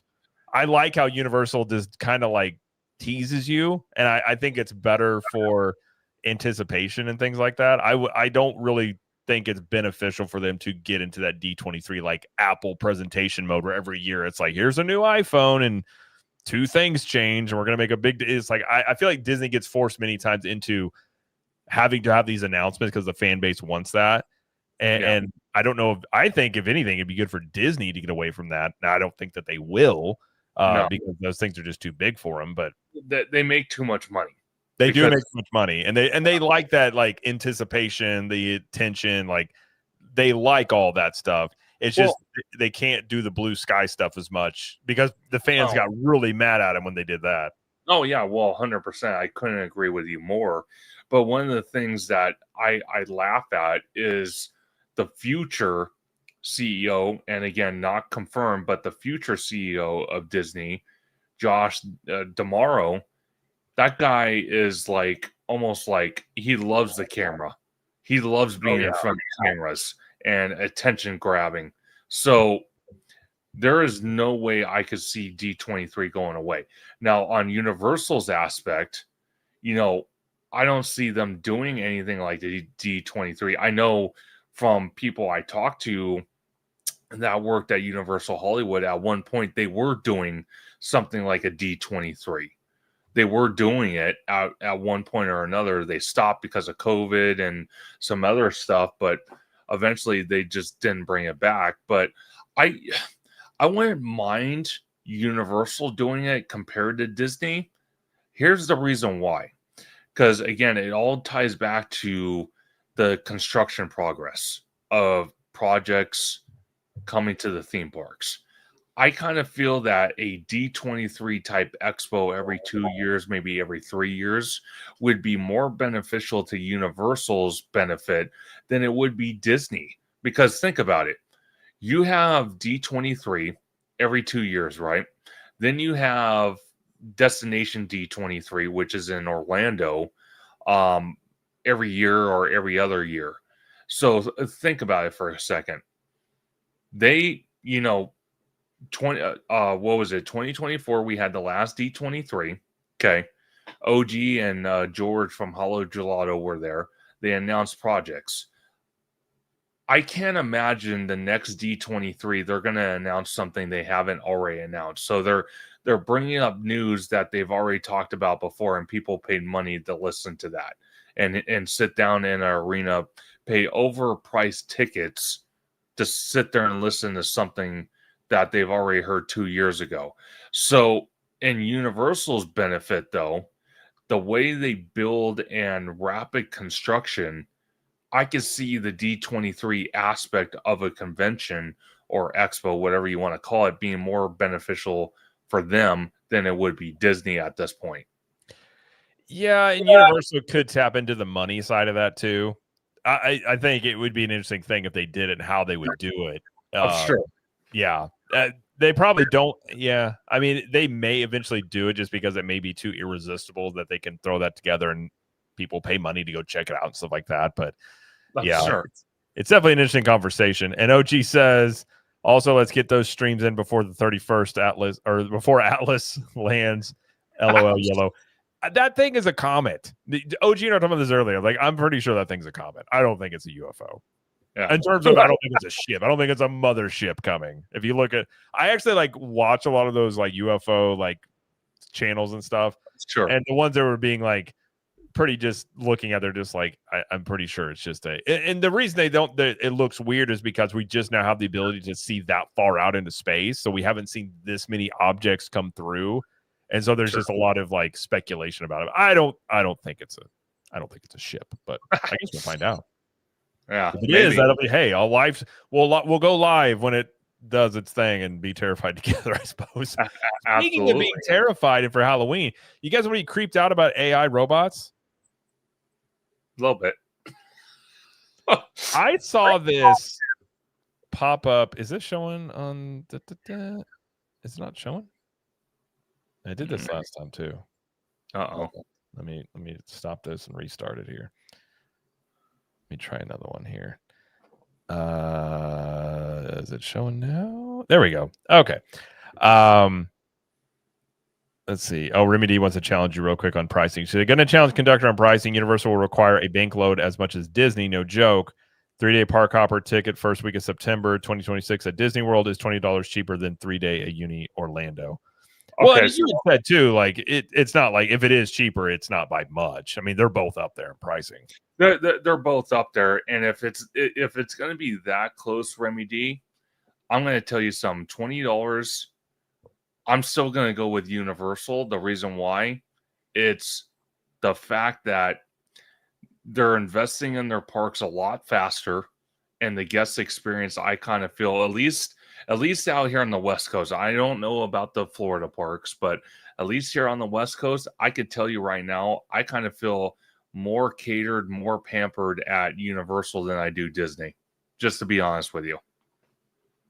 Yeah, I think you're talking that little difference, and I don't know if that includes. I haven't looked at the prices. I don't know if that includes Disney's discounts or not, but yeah, I think when most people look at that, they're just looking. Universal doesn't want to be looked at as a discount resort either, so they're not going to price themselves way cheaper. No. I think there is more value. Like you have more options on the annual pass holder side, things like that. But either one is not cheap. Before we get into the video, Ishak here says, if Universal Comcast had a Universal Cruise Line would go on it, it would be a good idea. Well, there is the rumors out there that they're looking at that. There's been a lot of smoke to that. There's been they had changed some of they have a domain registration for like Universal Cruise Line that has been tweaked. So I have a web design background. You don't do stuff like that if you're not looking to develop the site. And then there's also rumblings about certain ports that are in negotiation with some big player. So I actually think there probably will be, I don't know if it'll be like Disney Cruise Line. They probably will partner with somebody, but sure. I could see them doing a cruise line, which, I mean, why not? I mean, you can do it like, Harry Potter at sea. Like, why not? Exactly. Why not? So, all right. Well, we'll get into this. If you want to be creeped out for Halloween, I saw this pop up on Twitter. And this is called Neo the Home Robot. And I was like, okay, I'm going to live stream and talk about this because this thing is absolutely terrifying to me. And I'm going to make sure this thing is unmuted here. Am I muted? No, I'm not. Okay. All right, here we go. And we'll stop in random points here. But my name is Bernd, and today we're launching Neo, our humanoid for the home. Neo, the robot, Nini. Let you live with it. Yeah. You're just not telling me? Well, what does it do? Like my chores.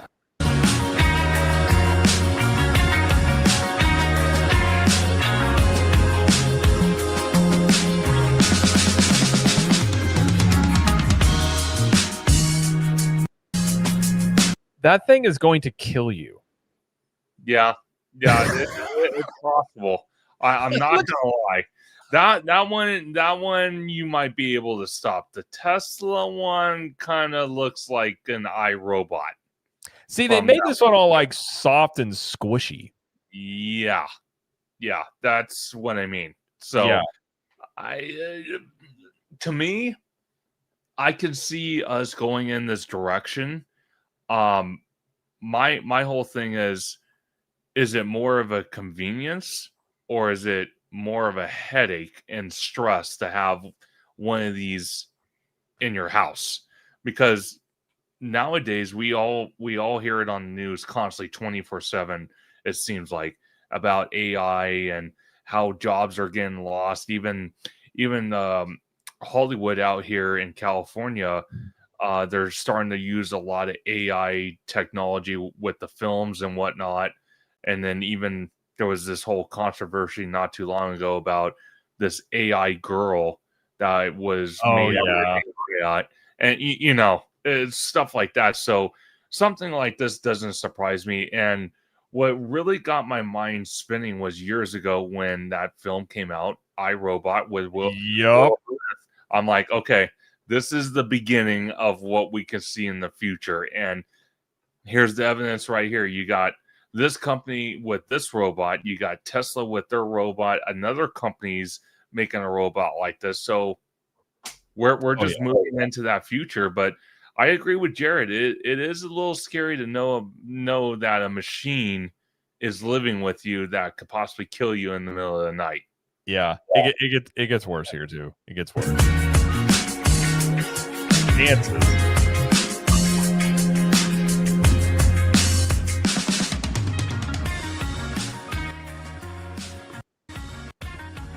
Like I don't understand. To me personally, part of the commercial.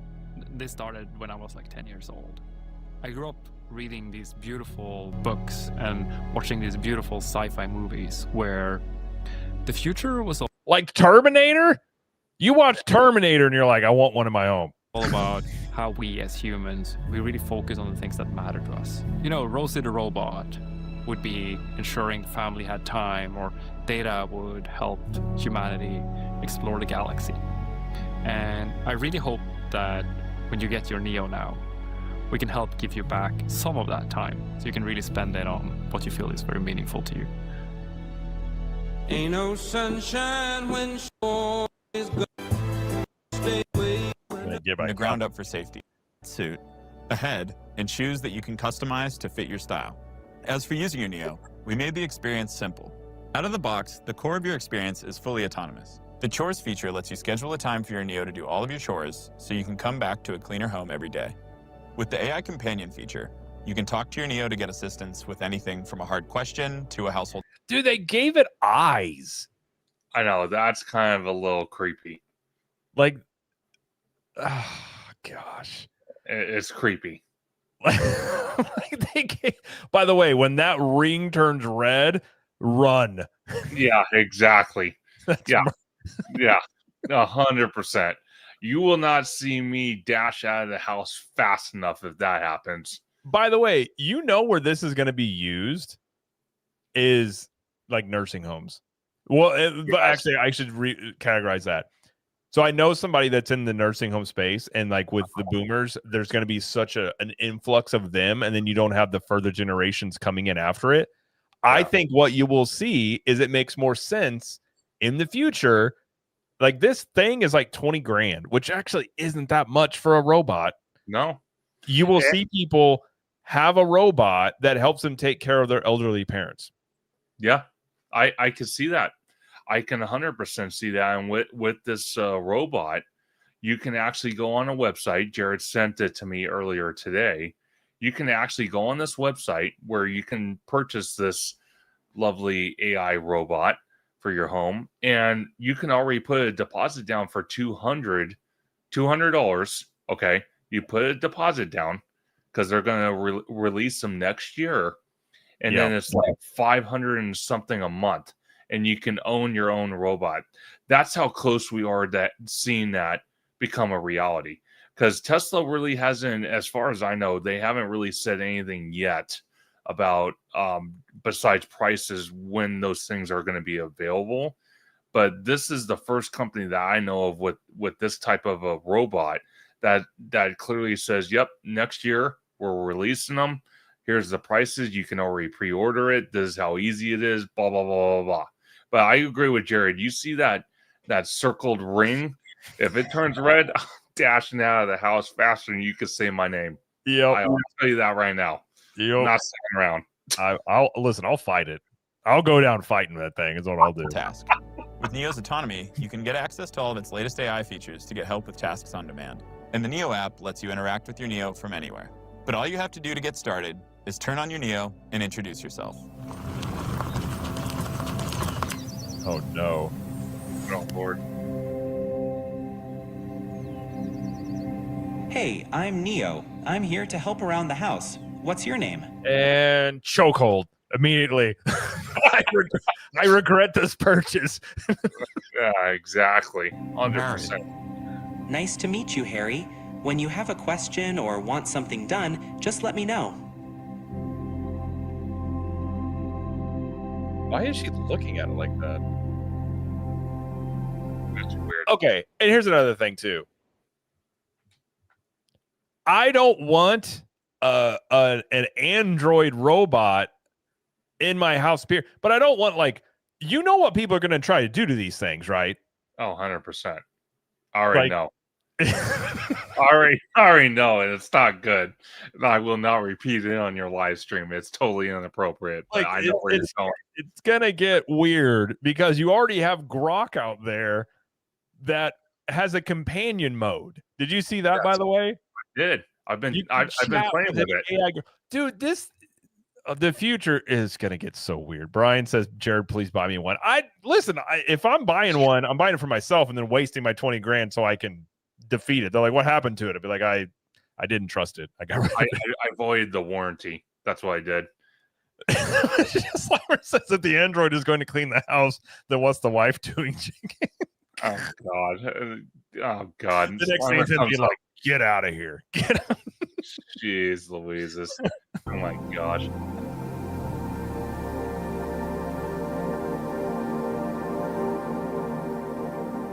We built the chores feature to give you your time back. You give your Neo a list of chores, you schedule a time that you want them done so that you can focus on what matters to you while your Neo does the rest. You can schedule chores by either talking to your Neo or using the app. The way it works is you schedule a time that works best for you, and then you create a list of chores. Whether it's something more specific, like watering the plants on Tuesdays, or something more general, like See, this is where they'll get people, is because that actually would be nice. It would. Do not get me wrong. Here's where I have an issue. Well, maybe not an issue, but a question. You know, you're doing all this in the app. It's sending the signal to the robot to do all these things. But if you're not, how can I put it? If you're not training it, like, do you have to like maybe spend some time with it, train it, show like, for example, if you want the house all clean, do you have to show it where the cleaning materials are? Do you have to show where the vacuum? They go on and talk about that, but yeah, it has a learning mode. Yeah. Got it. Okay. Yeah. Natasha says, "Well, there will be the Jetsons before you know it." Yeah. No, 100%. Brian said, "At least they have a black one." Yeah, they have different colors of them. Oh Lord, here we go. Listen, if you want me to live stream with a AI robot next to me, send your super chats. I'll see what I can do. Oh, there you go. Perfect. Live on stream, I will find. Perfect.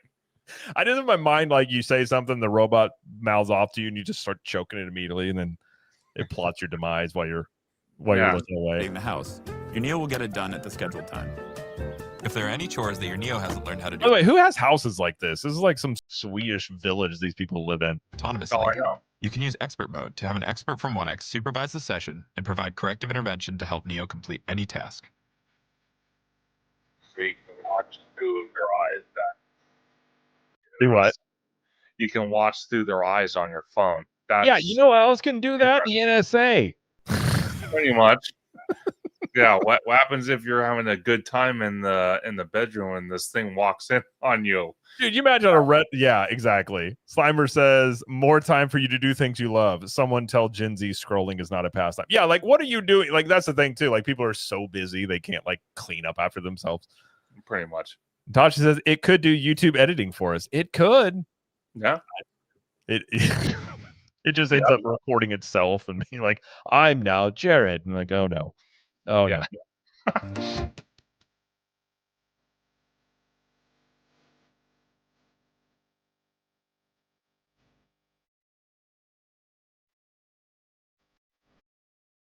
Anytime you're away from home and you want to see what your Neo's up to, you can open the app and see directly from Neo's point of view. Neo's met up with other robots to overthrow their owners. Yeah, I know, right? Good Lord. It's talking to the washing machine. You're like, oh, no. Oh, no.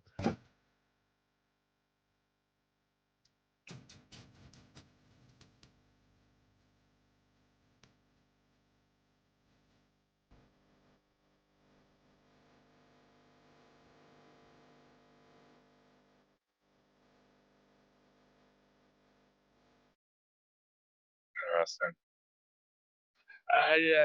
I'm going to be very honest with you. Was it just peeing? What? Putting the toilet down. Was it peeing? No idea. That was kind of weird. It Oh, wasn't even... no. Oh, no. Companion mode? Find my glasses. Is this paprika? No, that's cayenne pepper. Also, your glasses are on your shirt. Could I use this in my chili?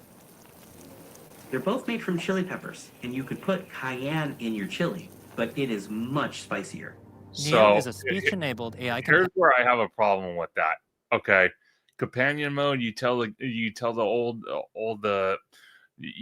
senior, oh yeah, it's cayenne pepper, and it might be rat poison or some nonsense. That's what scares me right there. And by the way, I already have a hard enough time getting my mom to work through technology. I can't even imagine a robot and being the robot told me. And I'm like, Mom, the robot's right. And you're like it would just, yeah, but I just this seems like a I don't know. This seems bad. Ishak says no AI robots, Jared. Okay, fine. Well, listen. As an experiment, it'd be interesting. Philip says a kid could tell it to do their homework for them so they can play video games. Oh God. I wonder if it actually has that to be interesting as like what capabilities does it have for that type of stuff? 100%. It says Neo is so slow it'll take him the whole 4 hours just to find the map. That's also true. Probably. And Josh says, what if the robot breaks? You'd end up with laundry not folded and scattered everywhere, along with cleaning products, and the wrong things are not cleaned at all. Or what happens if it spazzes out? Yeah. And it gets mad and it just starts throwing shit through windows and it's like it gets tired of being a servant and just because made for any kind of conversation. Where other AI assistants are confined to your phone or computer, Neo lives with physical space. Oh, that's so weird. Hear and remember things about your surroundings to provide you with uniquely helpful assistance. For example, it can suggest what to cook based on what you have in the fridge, remember your progress while teaching you a new language, and even give you interior design advice. The gestures and the light rings express Neo's intentions. Its audio intelligence can also pick up on whether you are addressing it or someone else in the room to decide if it should respond or not. As you might expect from... It's bad enough with Siri, though. Yeah. Now it's telling you what to cook based off what you have in the fridge and interior design. That's scary. So you're telling me I'm going to have a luxurious bathroom with no bidet? Is that what you're going to tell me? It's going to tell you get a bidet. Let's be honest. Probably. It's going to tell you. No, control that too. Yeah. Natasha says parental mode for the robot like other devices. Oh, gosh. Like it's going to take care of kids. Kids are going to be raised by robots now. Oh, Bryce says it throws your baby across the room and won't stop crying. That's the other thing. What's it do with like... I hope not. Yeah. Oh, my God. I hope not. Oh, the Remy. This is actually a good thing. Use them to talk to those pesky solar panel salespeople. That would be funny to send it to the door of like whenever the Mormons come by and like, go answer the door. Oh, it would probably make them run off. Go answer the door. It'd take him like 5 minutes to get there, but maybe, A home robot. Talking to Neo with natural language is the primary user interface for all of Neo's functionality, including autonomy. Autonomy? I want this thing to be autonomous. Your Neo comes with Redwood AI, enabling it to do basic household tasks autonomously. Yeah. No, for sure. Okay, one sec. All right. Yeah. Don't you dare give that thing a knife. Hey, Neo! Can you get the door, please? There you go.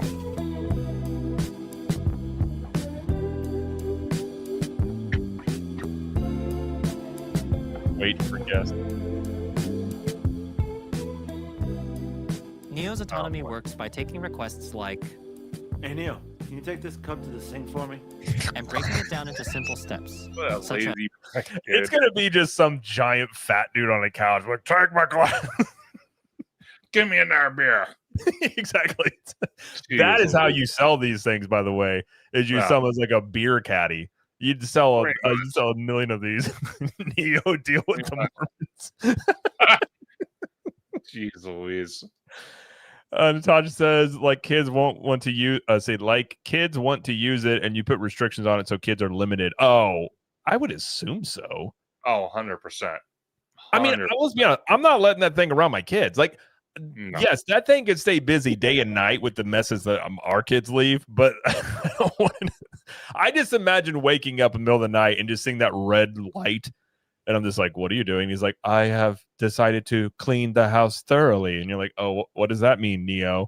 Then you got in the middle of you got to fight this robot in the middle of the night. Like, walking to the person, grabbing the cup, and then walking the cup to the kitchen, and then putting it away. Maybe, honey, what are you doing? Like, I'm so worried. I'm just fighting Neo. Just give me a second here. He went haywire again. Autonomy improves with diverse data and real-world experience. As Neo does more chores, you'll receive updates to your Redwood model that increase the complexity of tasks that Neo can handle, such as finding your keys and wallet. Now that would be useful. Yeah. Like, I like how everybody's just lazy. They're like, well, you're for busy lives. All these people are doing is just sitting around, and then this robot's doing all the work. 100%. Doing a full laundry cycle end to end. I'm not letting a robot. Listen, as a man, you carry in your own groceries. Okay, that robot, no. How strong? I think this thing goes like 50 pounds. It squats? That's interesting. Okay. Interesting. Okay, laundry would be useful. Yeah. He's just chilling. The guy's just chilling in the back. This dude does nothing in this house. Become fully autonomous, capable of helping you with anything Sorry to around say, the house. it kind of proves the point how people have became lazy. A little bit. Yeah. You get today will only get, and as we keep shipping features, it'll be more and more useful in your everyday life. Now, the journey there is not going to be perfect, and we're not going to pretend it's going to be. But as someone who lives with Neo every What does that mean? So so they're basically confirming that it's going to have issues at some point. They're like, it's not perfect. Like, wait, what do you mean by it's not perfect? Are we talking like it's not going to do what I tell it to do, or it's going to potentially kill me? Get me in the night? Slimer says, gotta love how their house was designed as a more natural environment. Notice they don't have a TV in the living room, but they said an Android. That's a good point. That's a very good point. No, but see, agreed, Natasha. There's a reason why we keep a handgun in a safe near our bed. Yeah, no kidding for these things. No, but my only scare to this is only the first generation of Neo that we're seeing from this company, compared to like Tesla, that's already had multiple different generations of their robots. So I would feel a lot more comfortable with something like from the Tesla robot than I would this thing, especially it being the first of its kind from the company. Now, if it's gone through multiple generations, maybe I would consider it. But since this is only the Gen 1. Well, here's the thing. Here's the thing to think about too. And Remy D says, is there only one body type? They have 3 colors, but I don't think there's different actual body types. No, they're all the same. So the way technology goes, this thing's only 20 grand. Yeah. You'll be able to get one of these. It'll be down to like 10 grand and then 5 grand. Like it'll get cheaper. Oh, 100%. Because they want eventually this is the beginning. I wouldn't say the end yet, but it's pretty clear where it's going. But Jared makes a great point. Eventually, they're going to make it a lot cheaper. And that's what we're going to see even with the electric vehicles from Tesla and some of these other companies. Eventually, they're going to be cheaper because they want to get rid of the carbon footprint. And how you do that? Get rid of gas-powered vehicles. Same thing with this. You know, people want to. They want. How can I put it? They want it more convenient in their homes. So that way they don't like you said earlier with the whole, if you have a grandparent living with you or your parents and they're elderly and whatnot, this thing can take care of it. And if you want to go party with some friends at a club or some bullshit, you don't have to worry about your grandparent because this thing, I wouldn't trust it worth my life, but Ryan says for 20 grand, I'm not doing anything either. That's a fair point. That's actually a pretty fair point. I paid 20 grand for you. I'm not doing a damn thing else. There is no experience quite as magical. So today, we're excited to invite you in on this journey. We believe that the future will be shaped not just by us, but by all of you who believe in this as deeply as we do. Now, if this is you, $500. 20,000. You get it in beige, blue, and black, and it's $4.99 a Your month. Neo today at 1x.tech. Black's not bad because I want all the connotations that go into that, though. Yeah, but here's the creepy part about this whole situation that cracks me up above oblivion is, do you notice something on Neo that I noticed, but maybe you might know or might? Why is it wearing a turtleneck? It's a good point. It's dressed like a robot Steve Jobs. Yeah, and it's kind of creepy. I'm trying to find out. I think it said the most it can lift is like 50 pounds. So if that's the case, I can do much. I can easily overtake the robot if worse comes to worse. Oh, 100%. Let me look it up. Hold I'm looking on the website. I think it's Like, here's the thing, and I completely agree with Slimer here, where he says, "I think half Americans will have these in their homes in 15 years." Absolutely. And the thing is, our generation will be the one that like, I don't know about this, but the younger generations will be like, let's get it, like immediately. Okay, so I got clarification, and 15 years is an accurate number, Slimer. I 100% agree. So I use Google AI. See, look at me, I'm using AI. It says maximum lift 154 pounds. That's still not very strong.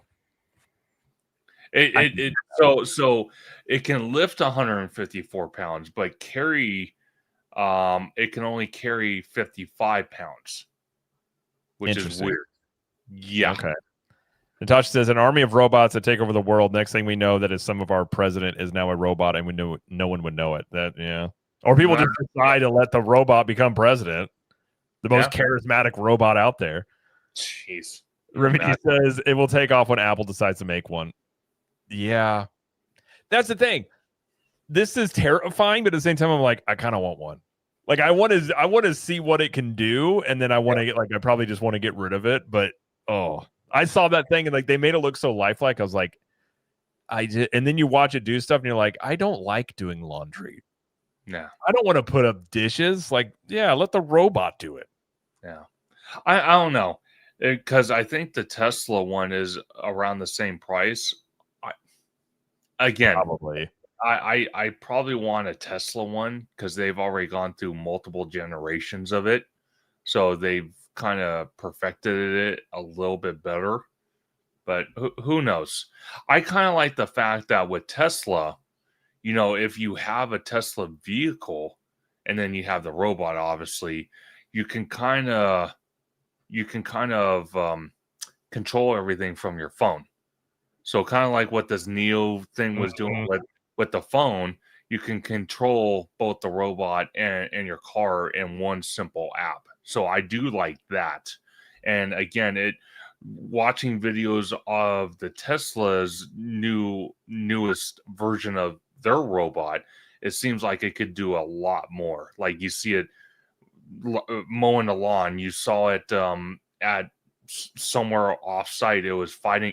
So you know how you're saying you want to fight Neo? There's a video of the Tesla robot doing karate with one of the engineers or something. It was like in full like mode. It was weird. It was weird. Honestly, this is why you work out. You got to be able to fight these things into the future. You can't do it if you're weak. You got to be able to fight these things. Yeah. Remy D says, Jared, your channel will blow up if you get one and use it for content. I mean, listen, you're not wrong. Well, send super chats. I'll see what I can do. Yeah, exactly. Send a Neo fund. Hey. Legitimately, I would. If people legitimately were like, hey, let's do this, I would get one and then go through the whole process on the channel and see what the thing could do. 100%, me too. I would just be like, what would happen if the thing just went rogue? Is my whole I've seen too many movies.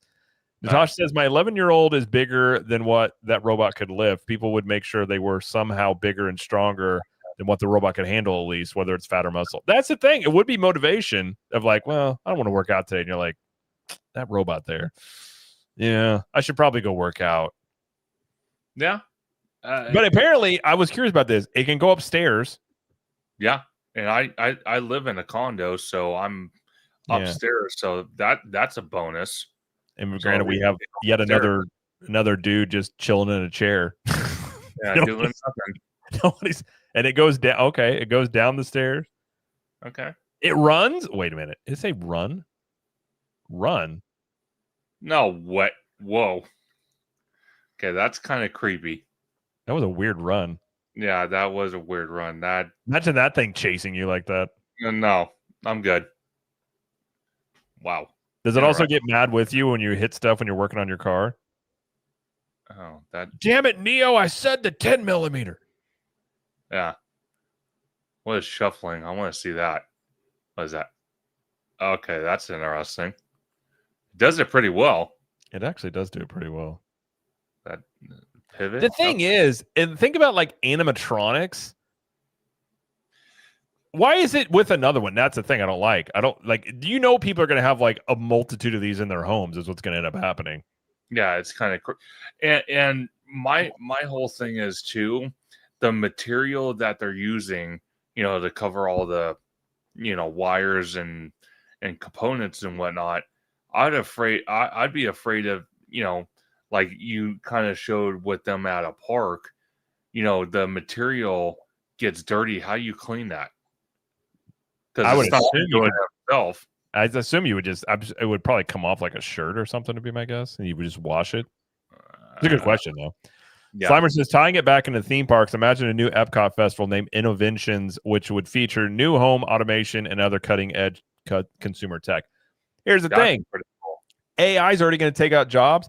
Things like this, you think like cast members and team members in theme parks, they're going to use these things. Oh, 100%. So it's so funny, Slimer, you bring that up because, again, I reference back to Costco.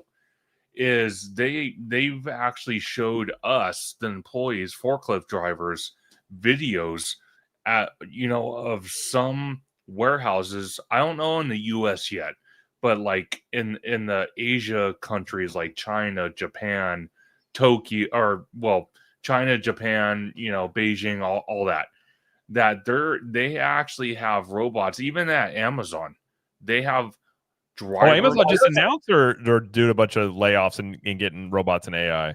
Yeah, driverless forklifts with no driver, and it's just a forklift driving itself, or electric pallet jack driving itself, or some I saw the other day some vehicles that we're even seeing in Vegas, the driverless vehicles, even in Los Angeles, but driverless delivery vehicles.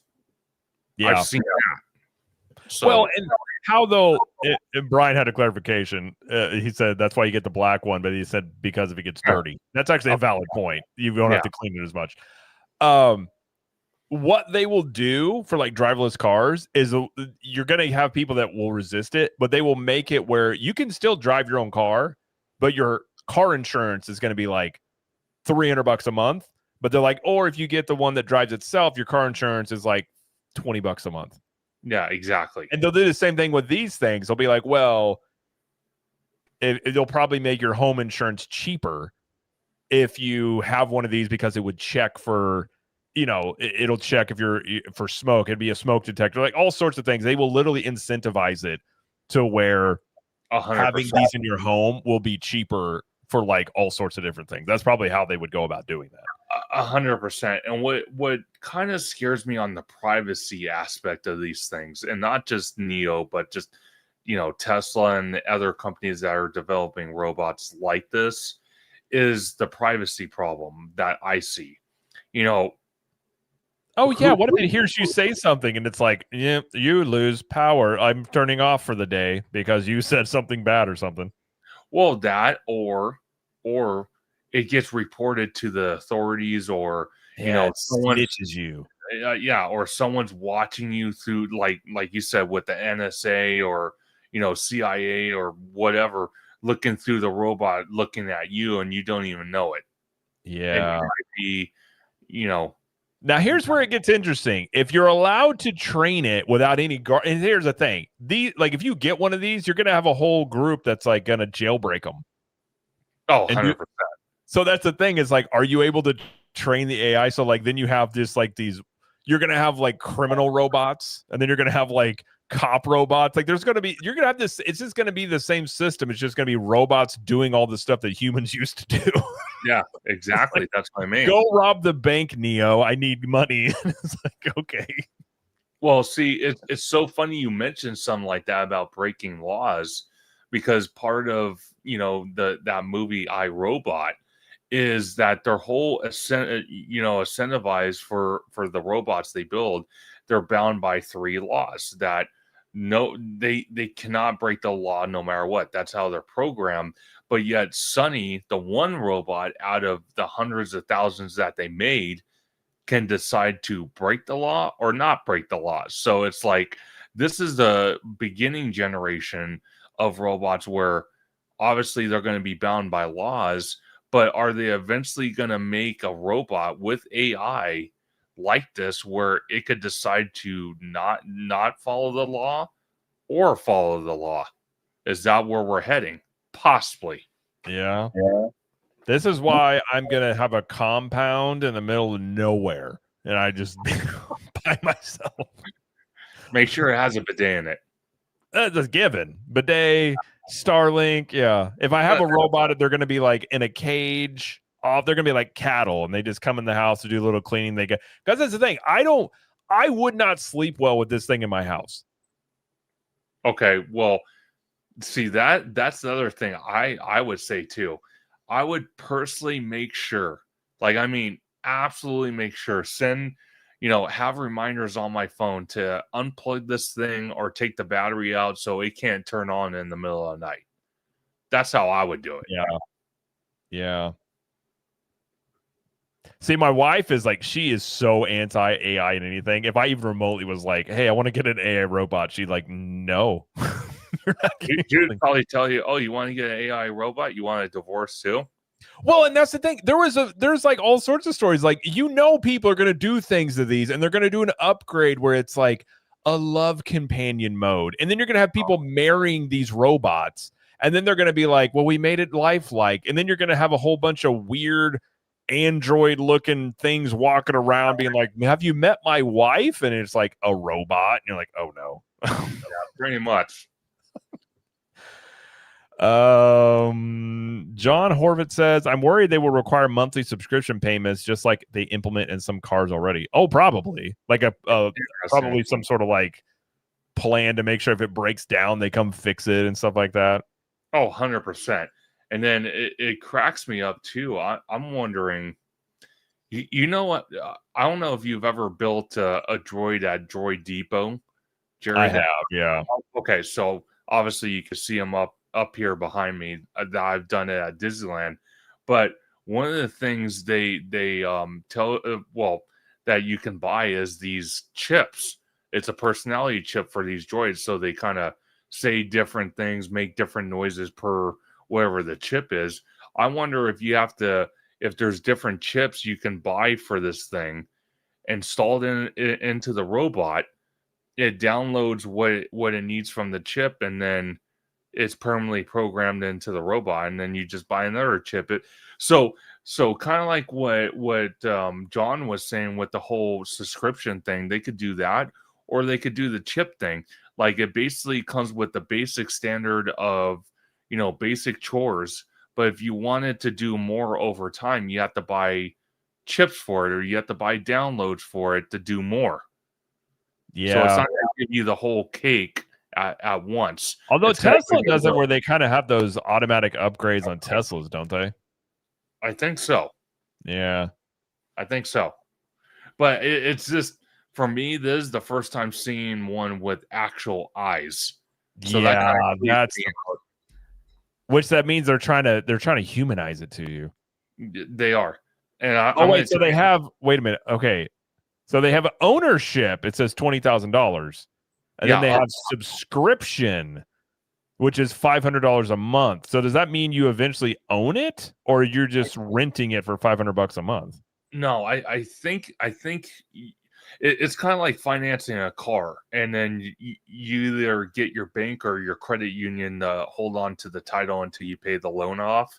I think that's what this is. So again, they said on the website, because I looked at this before we started the live that you sent me, was you put a $200 deposit down. And I don't know if that's an incentive that you get the robot, and then per month you pay $500 towards that 20 grand. And then once you hit the 20 grand, you own the thing. Right. I don't know how that works. Maybe that's what it is. But you could also be right too. $500 a month, you could be renting it to see if you even like the damn thing. Let's see what it says. No, it doesn't tell me. Just, jeez. Imagine that thing right there. That thing wants to kill you. Look at that thing. I imagine its eyes turning red, like the doll's eyes, just staring at you.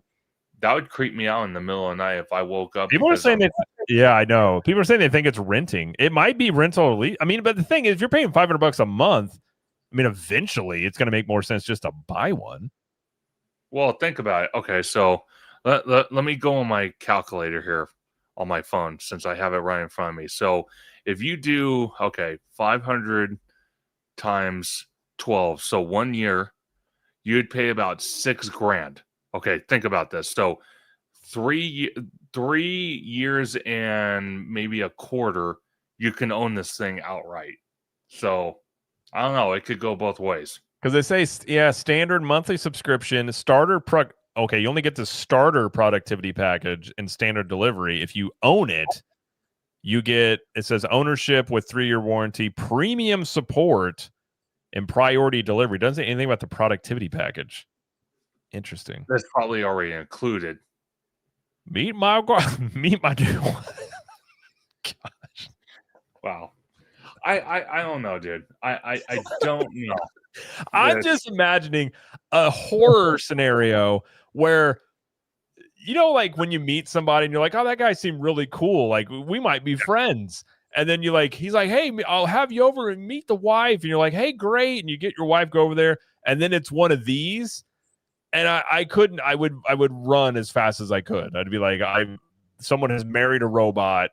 But this is going to be normal. There's going to be people that are being married to robots. That is what's going to end up happening. But see, like you have on this page right here, order now a $200 deposit. So that means once you put the deposit down, once they release them, you could probably get one and then pay $500 a month. That's how and Slimer, I thought of this too. He said renting could be advantageous if they release new models frequently. That's the thing. You may just be paying $500 a month just to always have that's what they do with cell phones. Just have the newest model, and the newest model comes out, they send it over to you. Yeah, exactly. That's what T-Mobile does. With a wig and lipstick on it. Slimer, you're getting dirty thoughts, man. That is. Let's be honest, we're all there. Brian says someone's grandpa's going to fall in love with this robot. That's exactly what I'm saying. They're doing what this guy looks like he's doing. I mean, has that facial feature on there. Yeah, and they're already talking about young guys are like they're not like meeting women. They're just gonna do robots. They're just gonna have robots step into the thing, and the robots aren't gonna talk back. Like it's gonna be like women then are gonna get their own male version of a robot. You're just gonna have it's gonna be weird. Yeah. Natasha says, "What if your robot killed or hurt your pet and you didn't know it?" That's a very good point. I would need to know more details before I start ordering a home robot. Yeah. And I want to see how it goes. You know what I mean? Like I want to see if there's any incidents. I don't want to be the test group for a home robot. I'll put it that way. No. That's a good point as well. Brand says, speaking of dating, is there going to be a female voice option? You know there will be. Oh, guarantee it. Guarantee you that. Talk sexy to me, Neo. And you know what? To further that conversation on that, I wonder if the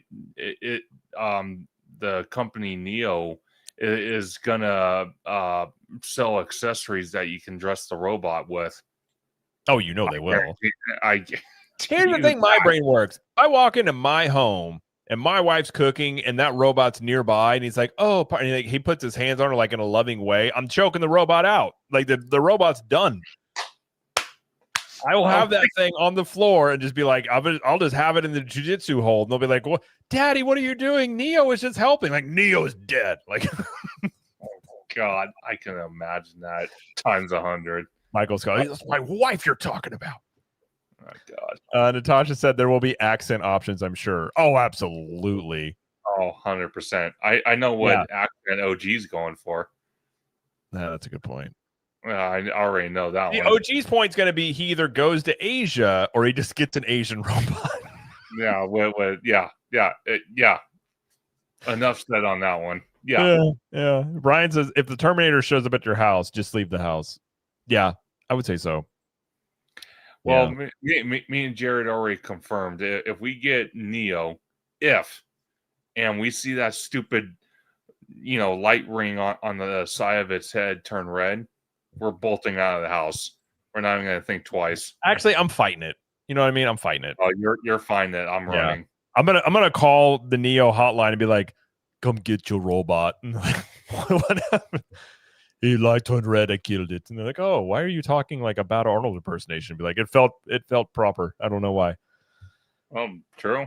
Yeah. Very true. Oh my you God. know, the future is going to be so weird. It is going to be weird. And my question is, what variation of these robots could we eventually see in the theme parks? Oh, you're going to see them in the parks. I guarantee you. Could you see them as the characters? Yeah.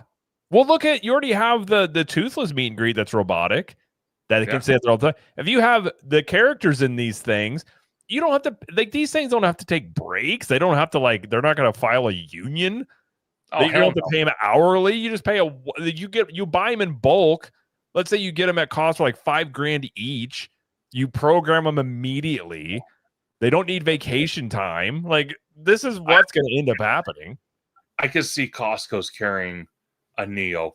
I could see it. I'm telling you right now, by the time I hit my 25th anniversary with Costco, I'm just barely hitting, was it 4 years with Costco next June?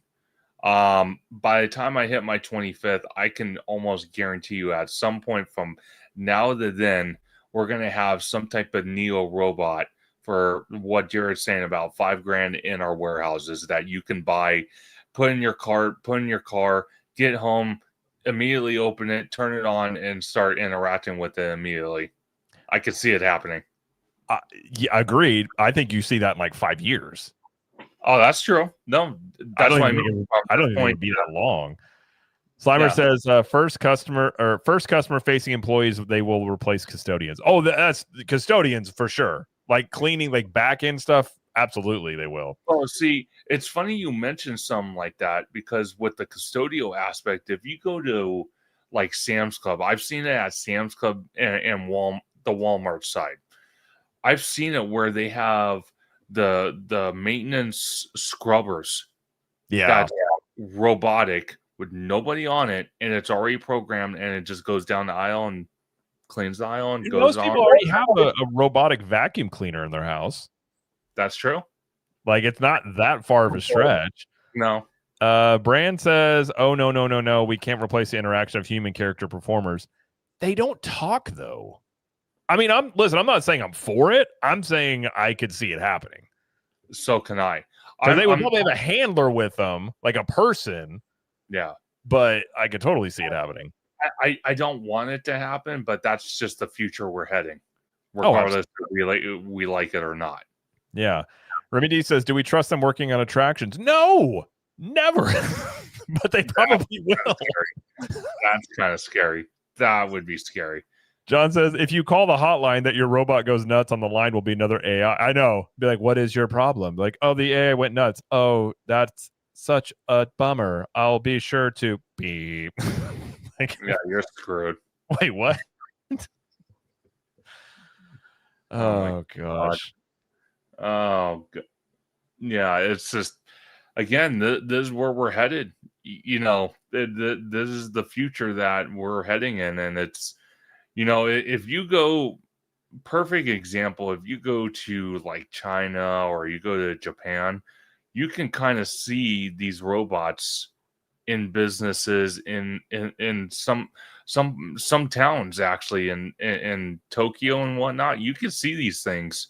Oh, Japan will be like first adopters of this. I could totally see, like, well, they're already implementing it a little bit slowly, but there's videos out there. You can actually see these type of robots walk in the streets or working in the business, or, you know, handling customer service.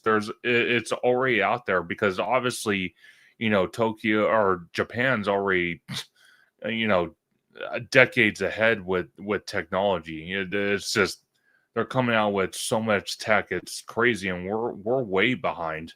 The fact that we're getting this now, or we're starting to, they've already had it for at least 10 years, if not longer.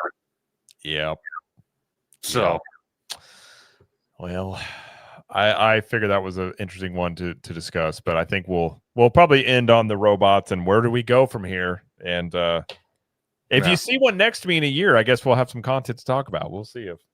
I will. You know, I will totally manhandle it. That's the thing. If you're mean to it, does it remember? Like exactly. Does it mouth back to you? Does it tell other AIs like, no, he's a good one? You're like, wait a minute, what? Yeah, exactly. That's what I mean. So I'd be very curious if you had one. I would not mind trying to ask it questions. Yeah, it's so weird. Yeah. Tosh says we can try to buy things without Wi-Fi or AI. I don't know how much longer we'll be able to do that where there's nothing like that left. We do not have any dot echo or anything like that. Nor do we. I refuse. It's already bad enough to have one on your phone. But those NSA listening devices, I'm good. I don't want those in my home. What's up, Wizard? He says, you're capturing my magic. Oh, my goodness. Do I have something good there? Do I have anything? Okay. Oh, there we go. I never thought about capturing people's magic. That's a fun one. We'll probably get up. It's up. What'd you say? That sounds like a robot emotion. Imagine that. You're capturing my magic, Jared. Like, nope. Neo's done. Yep. Turn off. Neo's done. I have so many just hard outs of that Neo thing. The minute it does something weird, I'm just like, it's done. Dude, I'm telling you right now, you probably have some content for a good while with memes and 100%. Like, I just go off and might come back, my hack's all crooked. I'd be like, I had to go deal with my robot real quick. It was out of line, and I wrestled with it. It's the thing. They can't make them stronger because that's just not going to be... You don't want a strong robot in your home that could overthrow you. No, God, no. Pizzas and park hops that just got here too, dang. Well, if you were wondering, we were looking into the future of AI robots in our homes, and it's bleak. Wondering when Jared's going to beat one up on camera. That's what. I have no doubt my future entails me fighting robots. I have no doubt in my mind that is in my future. Pizzas and Park Hop says you're heating my pizza, Jared. Mm-hmm. I have that effect sometimes. Yeah, you do. I've come to. Dosh says you could be the first YouTuber with a robot. I doubt that. I bet I'm pretty sure. Didn't Kai Cenat already like assault a robot on his live stream? I think they bought one of those Tesla bots and like kicked it around. Are you serious? I'm pretty sure. Let me look it up real quick. I'm pretty sure. Look it up. I'm very curious. Well, I told you about that Tesla robot, getting in the karate, figure, fighting one of the engineers. It's on YouTube. You could search it. Yeah. He did. Yeah, here it is. Let me see it. I'll share my screen. Yeah, because I want to see this. Because they like got a Tesla bot and they like. I might laugh more than I talk. I might laugh. Like they just like $70,000 robot. Holy Lord. And that was a Tesla robot for $70,000? I thought they were like 20. Holy Lord. No, I thought they're 20. Oh, wait, before that, they kick it around more, I think. Do they really? Oh, God. Pizza and Park Hop says, what about a Kirkland Signature robot bidet? I'm not even going to entertain that. Oh, that's not a Tesla robot. See, this is the stuff like they eventually revolt. That's kind of mean. Oh, come on. That's kind of mean, dude. Like I do. Here's the thing. I feel bad for the robot, and I know that thing's just a robot. Yeah. Come on. I kind of feel bad for that. That kind of effed up. That's messed up. But then, like, kind of goes at him a little bit, I think. Does it? I think it eventually freaks out or something. It's not supposed to be violence, so I don't know. I think it, like, spazzes out. Yeah. Yeah. So, yeah, I wouldn't be the first YouTuber to have a robot. No, but I kind of feel you would be nice to it. Until that's the thing. Maybe. But it's like having another dude. Like, you know what I mean? That's another thing in your home. Like, what if it undermined me? Then I have to fight. Like, I can't allow this other thing to, like, undercut me. And then if I let it undercut me, he's going to be like, oh, I run the show here. And then I have to, So Remy D had an interesting comment. He said, "Will we get a federal bot program credit?" I think he's referring to like what Tesla had an agreement with the federal government if you bought a Tesla. This is what I'm saying. They'll do it. They'll incentivize you to get these things. Yeah. They'll find a reason that they think everyone needs to have one of these. Everybody in the chat, I'm telling you right now, if Jared films himself fighting a robot, I swear I'm going to lose it. It would be more funnier to see that than me buying a bidet at Costco. I swear to you, not. I would laugh. I mean, I know it's all we're laughing. I genuinely believe in my heart of hearts, I will have to fight a robot one day. I have come to terms with it, and I will be there to watch it. The only thing about it is, like, I know some jujitsu, but you can't do chokeholds because they don't breathe. So, like, jujitsu is all about like getting your airways, and like that's how you do jujitsu, or like just kicking on the ground like those guys did, and they can't get up. I know. You have to have there has to be like a robot fighting course you have to take, or like you have like robot self-defense courses of like how to fight robots, because it'd be different than fighting a human, because they probably are like heavier. I would assume they're like heavier on they have to be heavier in their legs. Yeah. To walk around, I would assume. Probably.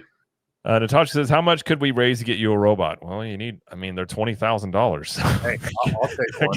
We have a year. I'll take one. Me and Jared will be the only two YouTubers in the states that. If you move to Florida, we'll share it. And if I don't want to be like, go over there, go to his house. And you just see this robot walking on the road. Yeah, no kidding, right? Unbelievable. Pizza. What do you say? I can't wait for Conductor coming on the air with a Kirkland signature robot. That's the thing. Once they have the Kirkland versions of them, that's true. Hey, that'll be the case. What do you say? The first Android theme park. Snipescore said the first Android theme park vlogger will be the biggest theme park vlogger in the world. Oh, that's so true. That? Hey, you know, okay, so this is another question I have for Slimer and everybody, including yourself, Jared. Is if you decide to bring one of these with you to a theme park, just say, you know, and you have that media pass as a vlogger, and you use the robot to, you know, film your content. You're kind of just like, you know, talking about what the robot's filming. You know, does the theme parks charge you another admission ticket, or how do they quantify that? Absolutely. They would. Okay. Early on, that would be interesting, because I think right now, I don't know how to charge that. But eventually they would probably have a robot fee. Probably. But then, because if you didn't charge, what people would do is send a robot into a theme park, and they would have the first person view, and they'd have VR glasses on and be like they're there. True.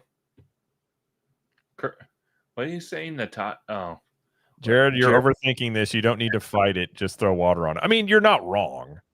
Yeah. I also want the satisfaction of but I want the satisfaction.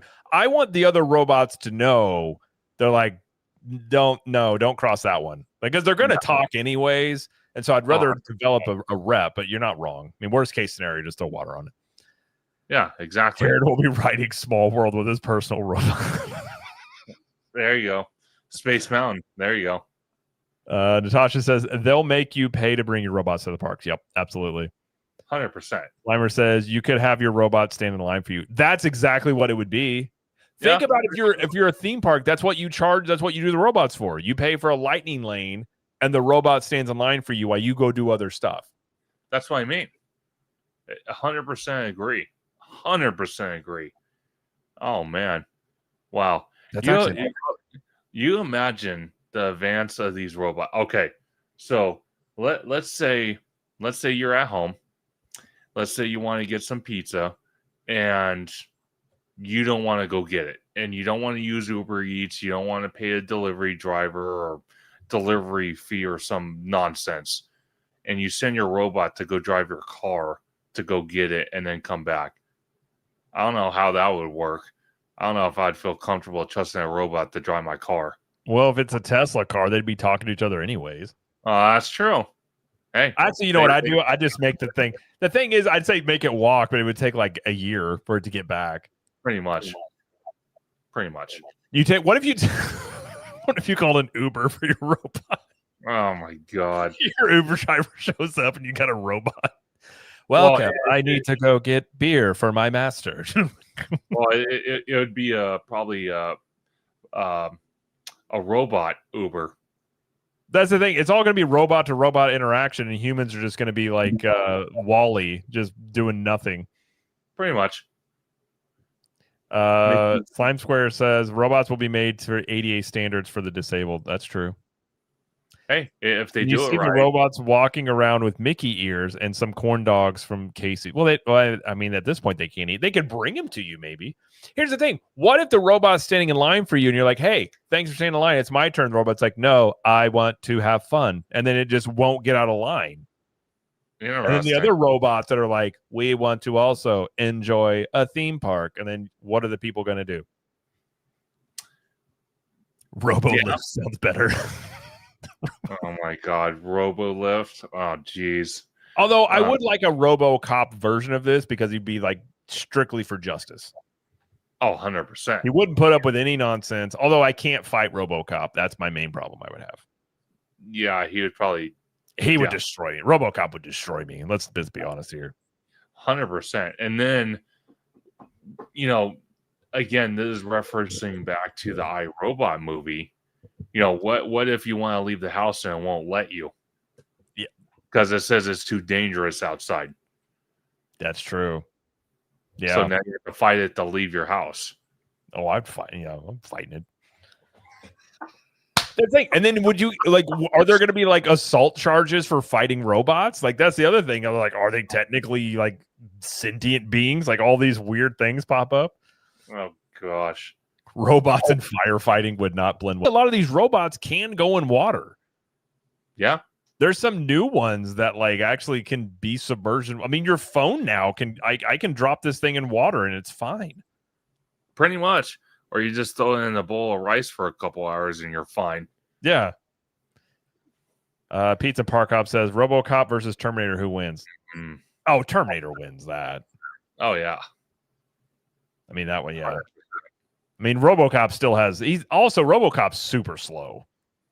Yeah, and RoboCop, he can't self-generate.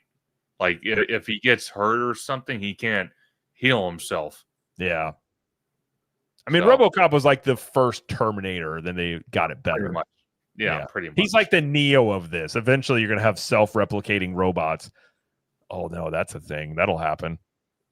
I think that yeah. Well, basically, it almost is a thing at the car industry factories. You have robots building cars.